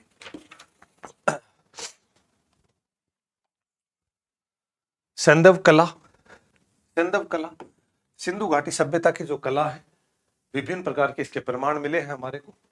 इसके अंदर सेल खड़ी से बनी प्रतिमा, मोहरे भी सेल खड़ी से बनाई जाती थी, प्रतिमा भी मिली है, मोहनजोदड़ो से मिली है, संभवतः पुरोहित राजा माना गया है इसको। 1.5 सेंटीमीटर यानी लगभग 4 इंच की संभवतः इसको मानी गई है। उसके बाद में एक मोहनजोदड़ो से ही नर्तकी की, कांस्य की व मिट्टी की दोनों मूर्तियां मिली है। नर्तकी की मूर्ति मिली है जो एक तो कांस्य की है, एक मिट्टी की है। कांस्य की जो नर्तकी मिली है वो मोहनजोदड़ो से मिली है और तिरभंग मुद्रा में है। ये लुप्त मोम पद्धति से बनाई गई है, लुप्त मोम पद्धति से निर्मित। लुप्त मोम पद्धति का मतलब क्या होता है कि जैसे किसी भी एक जिसकी भी मूर्ति बनानी है उसका एक ढांचा तैयार कर लिया जाता है, उसके बाद किसी धातु को उसके अंदर पिघला करके उसके अंदर भर दिया जाता है। उसके बाद जो बाहर से जिस भी जो ढांचा तैयार किया था, चाहे वो लकड़ी का हो चाहे वो मिट्टी का हो, पकी हुई मिट्टी का, उसको तोड़ करके और अंदर से उसके जो जिसका बनाया गया उस पद्धति के आधार पर उस मूर्ति को निकाल लिया जाता है। तो ऐसे सिंधु घाटी सभ्यता के अंदर हमारे को इस तरह इसकी कला के बारे में हमारे को इसकी जानकारी मिलती है। मोहरे मैंने बताया सिंधु घाटी सभ्यता की। अगर आपसे कोई पूछे कि महत्वपूर्ण पुरावस्तु क्या थी, तो महत्वपूर्ण, सबसे महत्वपूर्ण पुरावस्तु मोहरे मानी गई है। महत्वपूर्ण पुरावस्तु सिंधु घाटी सभ्यता की अगर आपसे कोई पूछे कि विशेषता क्या है, महत्वपूर्ण विशेषता क्या है, तो जल निकास प्रणाली। और अगर कोई पूछे कि पुरावस्तु क्या है, मतलब चीज क्या मिली है जो महत्वपूर्ण है, तो ये मोहरे मिली हैं। मूल रूप से सिंधु सभ्यता की सर्वोच्चतम कला मानी गई है। 2000 वर्गाकार मोहरे मिली हैं, सेल खड़ी से निर्मित। सेल खड़ी एक पत्थर होता था जो मुलायम पत्थर है, मुलायम पत्थर है, इसकी ये बनाई जाती थी। उपयोग प्राय संपर्क व पहचान के लिए, कि जैसे मान लो किसी कोई सामान पैक करके कहीं भेजना है तो उस बोरी को बांधा और उसकी गांठ के पास में और इस सेल खड़ी का जो भी लगा करके और उसके ऊपर ठप्पा लगा दिया जाता था, ताकि वो वहां का पहचान को भी इंगित करे, वहां के ये भी पता, साथ में उसकी गोपनीयता को भी बना करके रखा जा सकता था कि ये चीज यूं की यूं तो पहुंची है, कोई बीच में इसको खोला तो नहीं गया। तो इसी प्रकार ये सबसे महत्वपूर्ण पुरावस्तु है, वो मोहरे प्राय पहचान के लिए इसका काम में ली जाती थी। सिंधु सभ्यता की लिपि पढ़ा नहीं गया है आज तक, इसको पढ़ा नहीं गया है।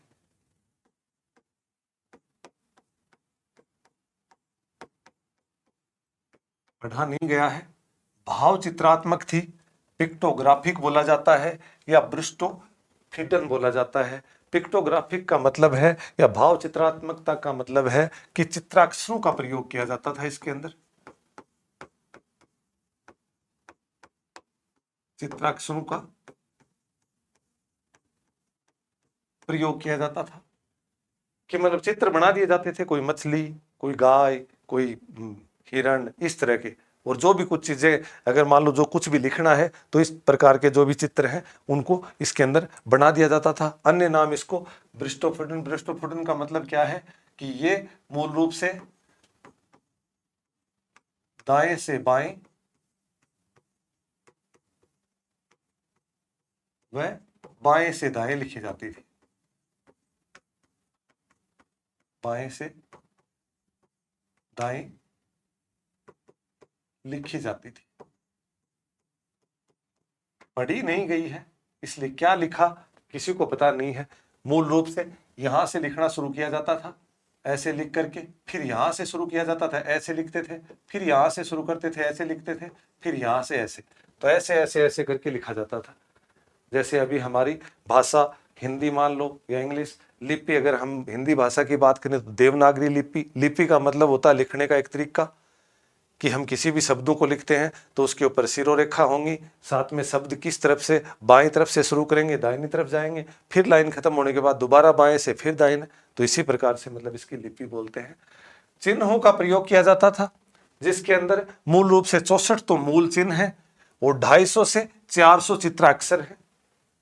कुछ किताबों में 375 से 400 चित्राक्षर भी दिए हुए हैं कुछ किताबों के अंदर। तो मूल रूप से 250 से 400 चित्राक्षर है। सबसे लंबा अभिलेख है वो 26 अक्षरों का है। 26 अक्षर मतलब चित्राक्षरों का है सबसे लंबा जो अभिलेख है। और 17 अक्षरों का एक धोलावीरा में मिला सूचना पट है। एक ऐसा मतलब कहीं कोई ऐसी संरचना के बाहर एक लगा हुआ एक बोर्ड सा, जिसमें 17 चित्र अक्षर है, जो धोलावीरा कहां से मिला है, गुजरात से। अध्ययन इसका अध्ययन है वो पढ़ा नहीं जा सका है, लेकिन फिर भी रेवरेंड हैरिस ने इस लिपि को तमिल लिपि से संबंधित बताया। दक्षिण भारत की जो तमिलनाडु से संबंधित जो संगम कालीन वगैरह जो संस्कृत भाषा से संबंधित है या द्रविड़ भाषा से संबंधित है, उस लिपि से संबंधित बताया। लेकिन आज तक इसको पढ़ा नहीं गया है। पढ़े नहीं जाने की वजह से अपन ये मान सकते हैं कि इस लिपि, ये जो लिपि है, ये कोई बहुत ज्यादा करने का मतलब इसके आज सभ्यता के बारे में हम बहुत ही कम जान पाए हैं। सिर्फ एक सारी की सारी जो चीजें हैं वो पुरावस्तुओं के ऊपर ही हम पूर्ण रूप से डिपेंड हो गए हैं, तो लिखा नहीं जा सका। सिंधु सभ्यता का विज्ञान, चिकित्सा। चिकित्सा का मतलब है जो उस समय में मतलब किसी प्रकार से किसी भी जो हमारे विकार हैं उनको दूर करने की जो प्रक्रिया क्या होती थी, तो शल्य चिकित्सा के प्रमाण मिलते हैं। शल्य चिकित्सा मतलब ऑपरेशन, शल्य चिकित्सा के प्रमाण मिलते हैं। कालीबंगा,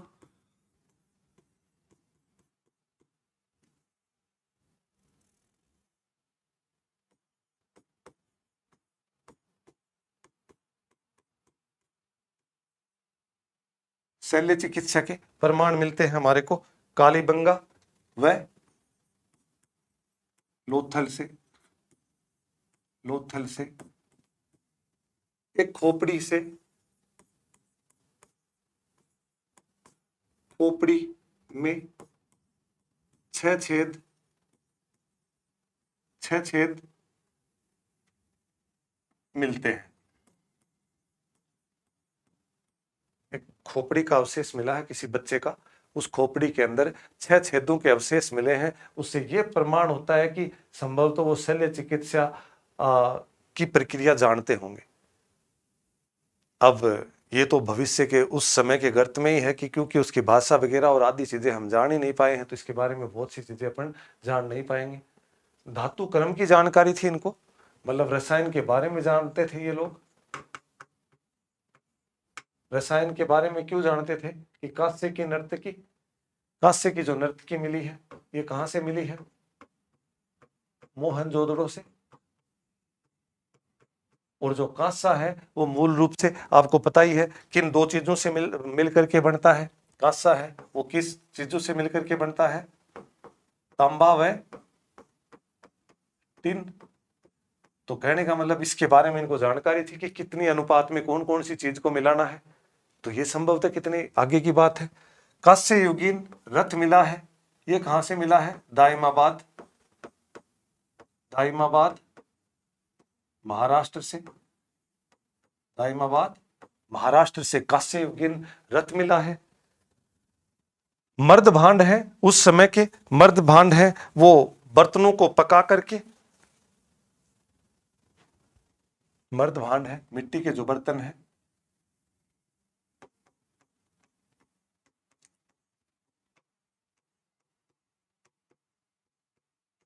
मिट्टी के बर्तन पकाकर उस पर गेरुआ रंग किया जाता था। गेरुआ रंग किया जाता था और फिर उसके बाद गेरुए रंग के ऊपर काले रंग से डिजाइन बना दी जाती थी। डिजाइन बनाई जाती थी।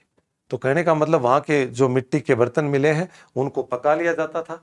संभवतः पकाने की जो प्रक्रिया थी वो धूप में ही पकाने की बात है कि ईंटों को भी धूप से पकाया जाता था, इनको भी संभवतः उस समय जिस भी चीज से गेरुआ रंग कर दिया जाता था उनके बाद में उसके ऊपर, और उसके बाद में काले रंग से डिजाइन बनाई जाती थी गेरुए रंग के ऊपर में। तो उसके बाद में एक पात्र मिला है, फयांस, एक पात्र, चिपचिपा पदार्थ तथा सूक्ष्म रेत। चिपचिपा फयांस एक पात्र है जो चिपचिपा पदार्थ और एक रेत जो बिल्कुल घिसी हुई बारीक,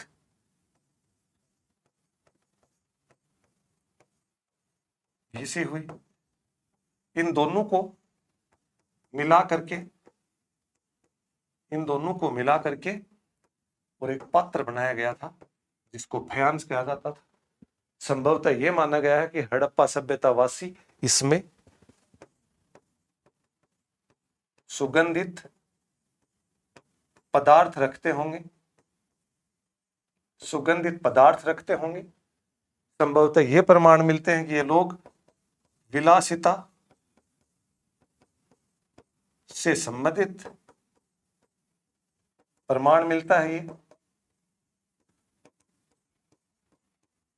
से संबंधित प्रमाण मिलता है। तो एक फयांस एक ऐसा पात्र जिसमें संभवतः यह माना गया है कि वो कुछ परफ्यूम वगैरह जो सेंट वगैरह है जो भी सुगंधित जो तात्कालिक समय में, तो ये चीजें हमारे को इस हड़प्पा सभ्यता के विज्ञान, रसायन और कला से संबंधित है। कृषि एवं पशुपालन, कृषि एवं पशुपालन के साक्ष्य मिले हैं। अर्थव्यवस्था का जो मूल आधार है वो कृषि माना गया है इस समय में, क्योंकि कृषि और स्थायी बस्तियां शुरू हो गई थी। कृषि क्यों माना गया है? क्योंकि सारी की सारी जो बस्तियां हैं वो मूलतः किसी न किसी नदी के बहाव या नदी के जो किनारे हैं वहां पर डेवलप हुई हैं सारी की सारी बस्तियां। तो नदी के पास जो भी है स्थायी बस्तियों का निर्माण हुआ है, इस वजह से इनको क्या है माना गया है। कपास की खेती संभवतः हड़प्पा वासियों ने ही शुरू की होगी। हड़प्पा वासियों ने ही प्रारंभ की थी। हड़प्पा वासी हैं, उन्होंने ही सबसे पहले कपास की खेती, यूनानियों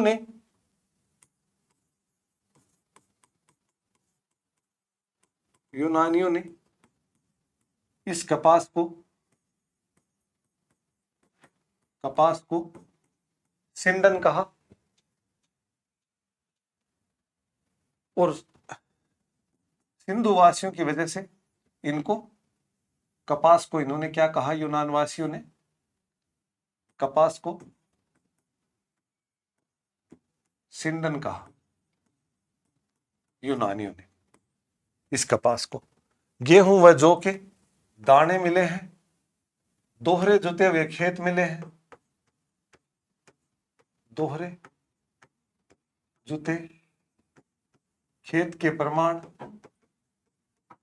पहले भी जिक्र कर चुके, कालीबंगा से, कालीबंगा राजस्थान से। बाजरे व चावल के दाने मिले हैं, बाजरे व चावल के दाने लोथल से। तो ये भी है कि भाई बाजरा, चावल आदि सब चीजें, क्योंकि लोथल है वो भोगवा नदी के किनारे, और जो लोथल है वो मूल रूप से समुद्र तट के किनारे भी है, गुजरात का क्षेत्र है। तो संभवतः ये माना जाता है कि वहां पर क्या है, ये मतलब चावल की और बाजरे की खेती होती थी। और गेहूं और जौ के जो दोहरे जुते हुए खेत मिले हैं, और साथ में गेहूं और जौ के जो दाने हैं वो हड़प्पा स्थलों से भी प्राप्त हुए हैं, हड़प्पा स्थल से भी प्राप्त हुए हैं इनके जो अवशेष है। बाकी दोहरे जुते खेत का ये। जुताई में लकड़ी के हल का प्रयोग, हल के जो अवशेष है वो बनवाली हरियाणा तथा चोलिस्तान पाकिस्तान से, चोलिस्तान पाकिस्तान से लकड़ी के बने हुए हल मिले। मिट्टी के बना हुआ जो हल है वो, मिट्टी से बना हुआ हल का प्रारूप है वो भी हमारे को बनवाली से मिलता है।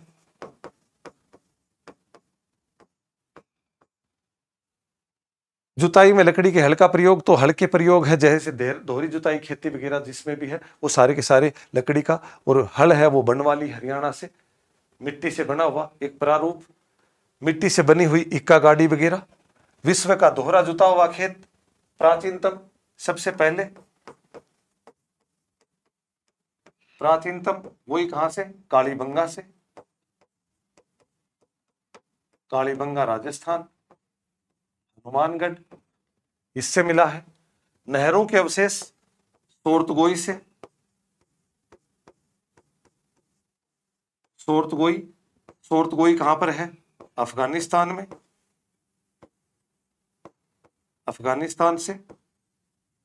सिंधुवासी घोड़े से परिचित नहीं थे, ये एक सत्य बात है कि घोड़े से परिचित नहीं थे, लेकिन लिखित साक्ष्य तो हमारे को मिलते नहीं है, लेकिन घोड़े की कुछ मरण मूर्तियां, मरण मूर्तियां हमारे को अनेक स्थलों से मिली है, जैसे सुरकोटड़ा,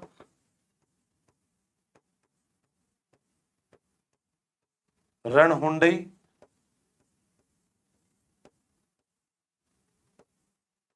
रणहुंडई ये पाकिस्तान में है, बलूचिस्तान के क्षेत्र में। और सुरकोटड़ा है, ये कहां पर है, सुरकोटड़ा गुजरात में, गुजरात में इन जगह से इसके अवशेष मिले हैं। और घोड़े के जो अवशेष हैं, घोड़े के अवशेष हमारे को दोनों जगह से, इन्हीं जगह से मिले हैं। तो कहने का मतलब, तो घोड़े के जो अवशेष हैं, मरण मूर्तियां वगैरह हैं, ये मिली हैं यहां से, ठीक है। तो आदि सब चीजें हड़प्पा सभ्यता की उद्योग धंधे व व्यापार, उद्योग धंधे और व्यापारों के अंदर घोड़े की जो मरण मूर्तियां मिली हैं, ये कहां से, रंगपुर, लोथल। मिट्टी की मूर्तियां हैं घोड़े की, वो रंगपुर तथा लोथल से, दोनों जगह से इसके अवशेष मिले हुए हैं, रंगपुर और लोथल से। मनके के कारखाने लोथल और चान्होदड़ो, चान्होदड़ो वर्तमान में कहां पर है, पाकिस्तान में।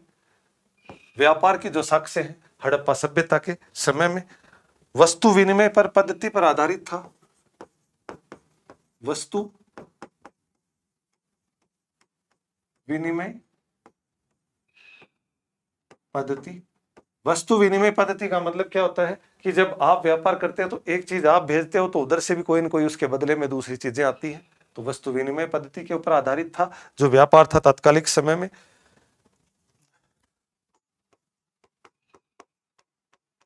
सोना, चांदी, कांसा, तांबा आदि सभी की जानकारी थी इनको,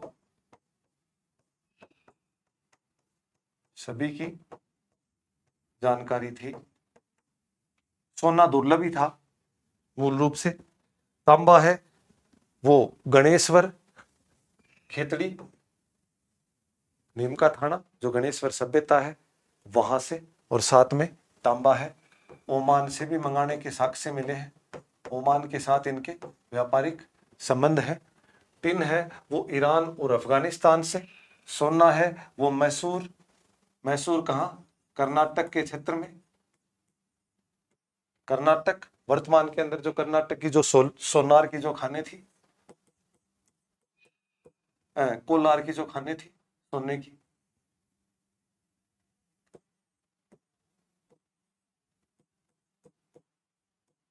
कोलार खानों से मिला है। चांदी है ईरान और अफगानिस्तान से। शंख है वो नागेश्वर और बालाकोट से, तथा लाजवर्द मणि है वो सोर्तगोई अफगानिस्तान से। लाजवर्द मणि का मतलब होता है एक चमकीला पत्थर जो अंगूठी वगैरह में आदि सब चीजें धात्विक रूप से जो महत्वपूर्ण होता है।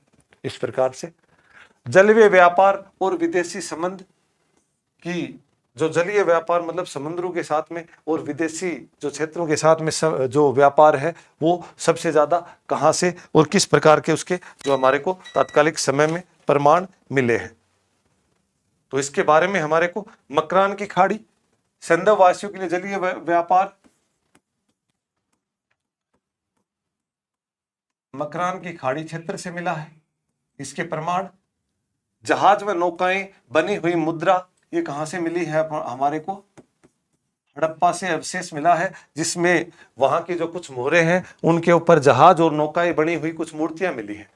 तो ये हड़प्पा से हमारे को मिला। इससे ये पता चलता है कि संभवतः उस समय में ये व्यापारिक गतिविधियां किससे होंगी।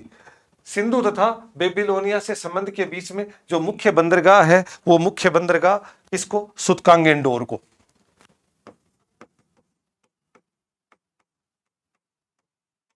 सुतकांगेंडोर जो दास्त नदी के किनारे जो पश्चिमी तट है उसको एक प्रकार का उपनिवेश के तौर पर, उपनिवेश नगर के तौर पर इसके कुछ साक्ष्य मिले हैं। विदेशी व्यापारियों के साक्ष्य भी मिले हैं हमारे को विदेशी व्यापार का, कि मेसोपोटामिया के लेखों के अंदर सिंधु से व्यापार, दिलमुर और माखन का उल्लेख मिला है। सिंधु वासियों के लिए जो शब्द का प्रयोग किया गया है, सिंधु वासी हैं उनके लिए इन्होंने मेलुहा शब्द का प्रयोग किया है। मेलुहा शब्द का प्रयोग, मेलुहा शब्द का प्रयोग किया है इन्होंने। मेलुहा का मतलब क्या हुआ, मेलुहा है वो हड़प्पा सभ्यता के बारे में, हड़प्पा सभ्यता के बारे में इन्होंने जानने बताने का। तुम्हारा पक्षी हाजी पक्षी मोर जिसकी आवाज है वो राजप्रसाद में सुनाई देती है, मेलुहा करके ऐसे कुछ वर्णन मिलता है। फारस की मोहरें हैं वो लोथल से मिलती हैं। हड़प्पाई मर्द भांड है वो ओमान से मिलता है। तो इससे ये पता चलता है कि हमारा मर्द भांड अगर ओमान में है तो संभवतः उसके बदले वहां से भी हमारे यहाँ पर जो चीजें आती थी, जैसे हमने पिछले बार देखा कि जो चांदी के जो साक्ष्य हैं वो हमारे तांबा है वो हम खेतड़ी गणेश्वर और ओमान से भी लेकर के आते थे, और फारस की जो मोहर है वो लोथल में मिली है। तो हम लोथल के साथ हमारे व्यापारिक संबंध संभवतः इस तरह के रहे होंगे। मापतोल की जो प्रक्रिया है वो 16 की इकाई में काम करती थी। एक रूपता थी, एक रूपता थी, सभी स्थलों में पाई गई, सभी स्थलों में समान रूप से पाई गई, समान रूप से पाई गई है। 16 की इकाई में थी, 16 की इकाई में 16 की इकाई में, 16 की इकाई में आज भी हमारा जो मतलब मूल रूप से हमारा जो मुद्रा प्रणाली है वो भी 16 के आधार पर ही है कि 1 रुपया है, हम उसको 16 आने बोलते हैं कि ये बात 100% सही है, मतलब 16 आने सही है। चमन्नी जिसको 4 आने, इसी प्रकार 16 की इकाई में जो मापतोल की प्रणाली है वो 1, 2, 4, 16, 32, 64 आदि करके मतलब इस तरह से इसकी जो मापतोल की इकाई है। दशमलव प्रणाली से परिचित थे। दशमलव प्रणाली से परिचित थे, इसी से तो इसका पता चलता है कि दशमलव प्रणाली से परिचित थे, तभी तो ये मापतोल है ये पूर्ण रूप से कर पाए। टूटी हुई स्केल है, टूटी हुई स्केल है वो मोहनजोदड़ो से मिली है।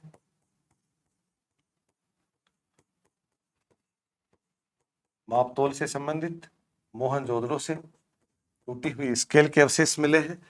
साथ में मापने का जो पैमाना है, मापने का पैमाना लोथल से मिला है, लोथल से मिला है। तो ये सारे के सारे मापतोल से संबंधित है। मोहनजोदड़ो से टूटी हुई स्केल और मापने का जो पैमाना है वो लोथल से। 16 की इकाई में एक रूपता थी, सभी स्थलों में समान रूप से पाई गई है। दशमलव प्रणाली से संबंधित ये लोग जानकारी रखते थे। सामाजिक स्थिति, सामाजिक स्थिति जो समाज था वो क्या था, इस समय का जो समाज है वो किस आधार पर था, मात्र सत्तात्मक, मात्र सत्तात्मक। लिखित कोई साक्ष्य हमारे को नहीं मिलते हैं, लेकिन विभिन्न प्रकार के जो पुरावस्तुएं मिली हैं हमारे को, विभिन्न प्रकार की मरण मूर्तियां, महिलाएं, देवी मूर्तियां या महिला के गर्भ से निकलता हुआ उर्वरता, उर्वरता देवी के तौर पर, तो आदि सब चीजों के आधार पर अपन देखते हैं कि समाज क्या है, मात्र सत्तात्मक रहा होगा। स्त्री पुरुष दोनों ही, पुरुष दोनों ही आभूषण प्रेमी थे, आभूषण, दोनों ही आभूषण पहनते थे। स्त्री और पुरुष तात्कालिक समय के अंदर लिपस्टिक के साक्ष्य मिले हैं।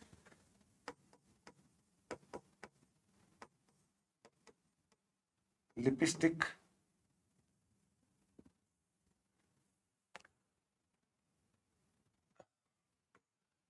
लिपस्टिक के साक्ष्य मिले हैं कहां से, चान्होदड़ो से, चान्होदड़ो पाकिस्तान से। इससे ये पता चलता है कि संभवतः उस समय भी महिलाएं हैं उनको सजने संवरने का शौक था। समाज के अंदर विभिन्न प्रकार के जो कोई आयोजन वगैरह, जो कोई सामाजिक समारोह वगैरह कुछ होते थे तो उनके अंदर वो सजने वगैरह की चीजें रखते थे। एक मुद्रा पर ढोलक, एक मुद्रा है उसके ऊपर ढोलक के चिन्ह मिले हैं,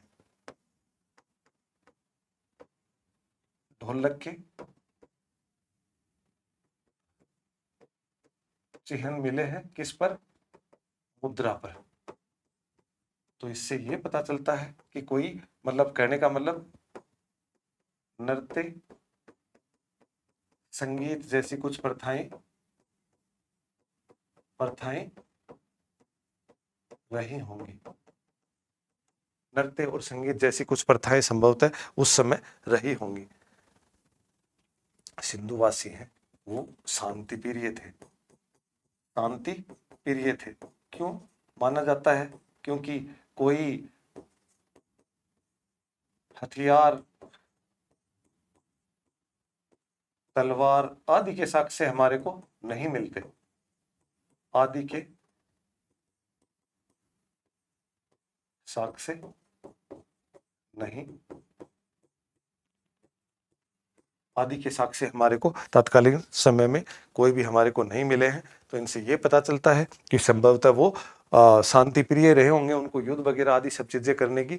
तो आदि चीजें हड़प्पा सभ्यता के बारे में जो भी चीजें हमारे को पुरावस्तुओं से या वहाँ के जो तत्कालीन इतिहासकारों के द्वारा किए गए समय समय के ऊपर विभिन्न प्रकार के जो निरीक्षण, जो भी चीजें उनके बारे में जानकारी इकट्ठा की है, उन्हीं के आधार पर अपन निष्कर्ष तक पहुंच पाते हैं। बहुत सी चीजें हैं लिखित साक्ष्यों के अभाव में हम आज भी नहीं जान पाए हैं। तो आज हमने इस क्लास के अंदर हड़प्पा सभ्यता के महत्वपूर्ण तथ्यों के बारे में, हड़प्पा सभ्यता की जो मापतोल प्रणाली है, सामाजिक व्यवस्था है, हड़प्पा सभ्यता के व्यापारिक जो भी है, और साथ में उनका विस्तार, उद्भव, विकास, विभिन्न प्रकार के जो चरणों के अंदर अपन ने कैसे कैसे इसका विकास विस्तार किस तरह से हुआ उसके बारे में जाना। और ये जो भी अपना इसके पूरे के पूरे जो ये नोट्स हैं, ये पूरे के पूरे PDF फॉर्मेट में आपको मिल जाएंगे। सब्सक्राइब करें चैनल को, शेयर करें, अधिक से अधिक लाइक करें। शेयर तथा लाइक करने से ही एक जो भी अध्यापक है उसको मोटिवेशन मिलता है। आपके लिए हम नए नए तथ्यों को और ज़्यादा खोज करके लेकर के आएंगे, और आपके एग्जाम की दृष्टि से ये जो नोट्स हैं वो पर्याप्त हैं। इनको बार बार पढ़ें, अपने हाथ से इनको वापस जो भी है अपने जो PDF में भेजा जाएगा, अपने हाथ से इसको खुद अपने हिसाब से इसको नोट्स को अरेंज करें, और उसके बाद में टेलीग्राम चैनल के ऊपर इसको PDF के माध्यम से भेजा जाएगा। एक बार फिर आप सभी का धन्यवाद।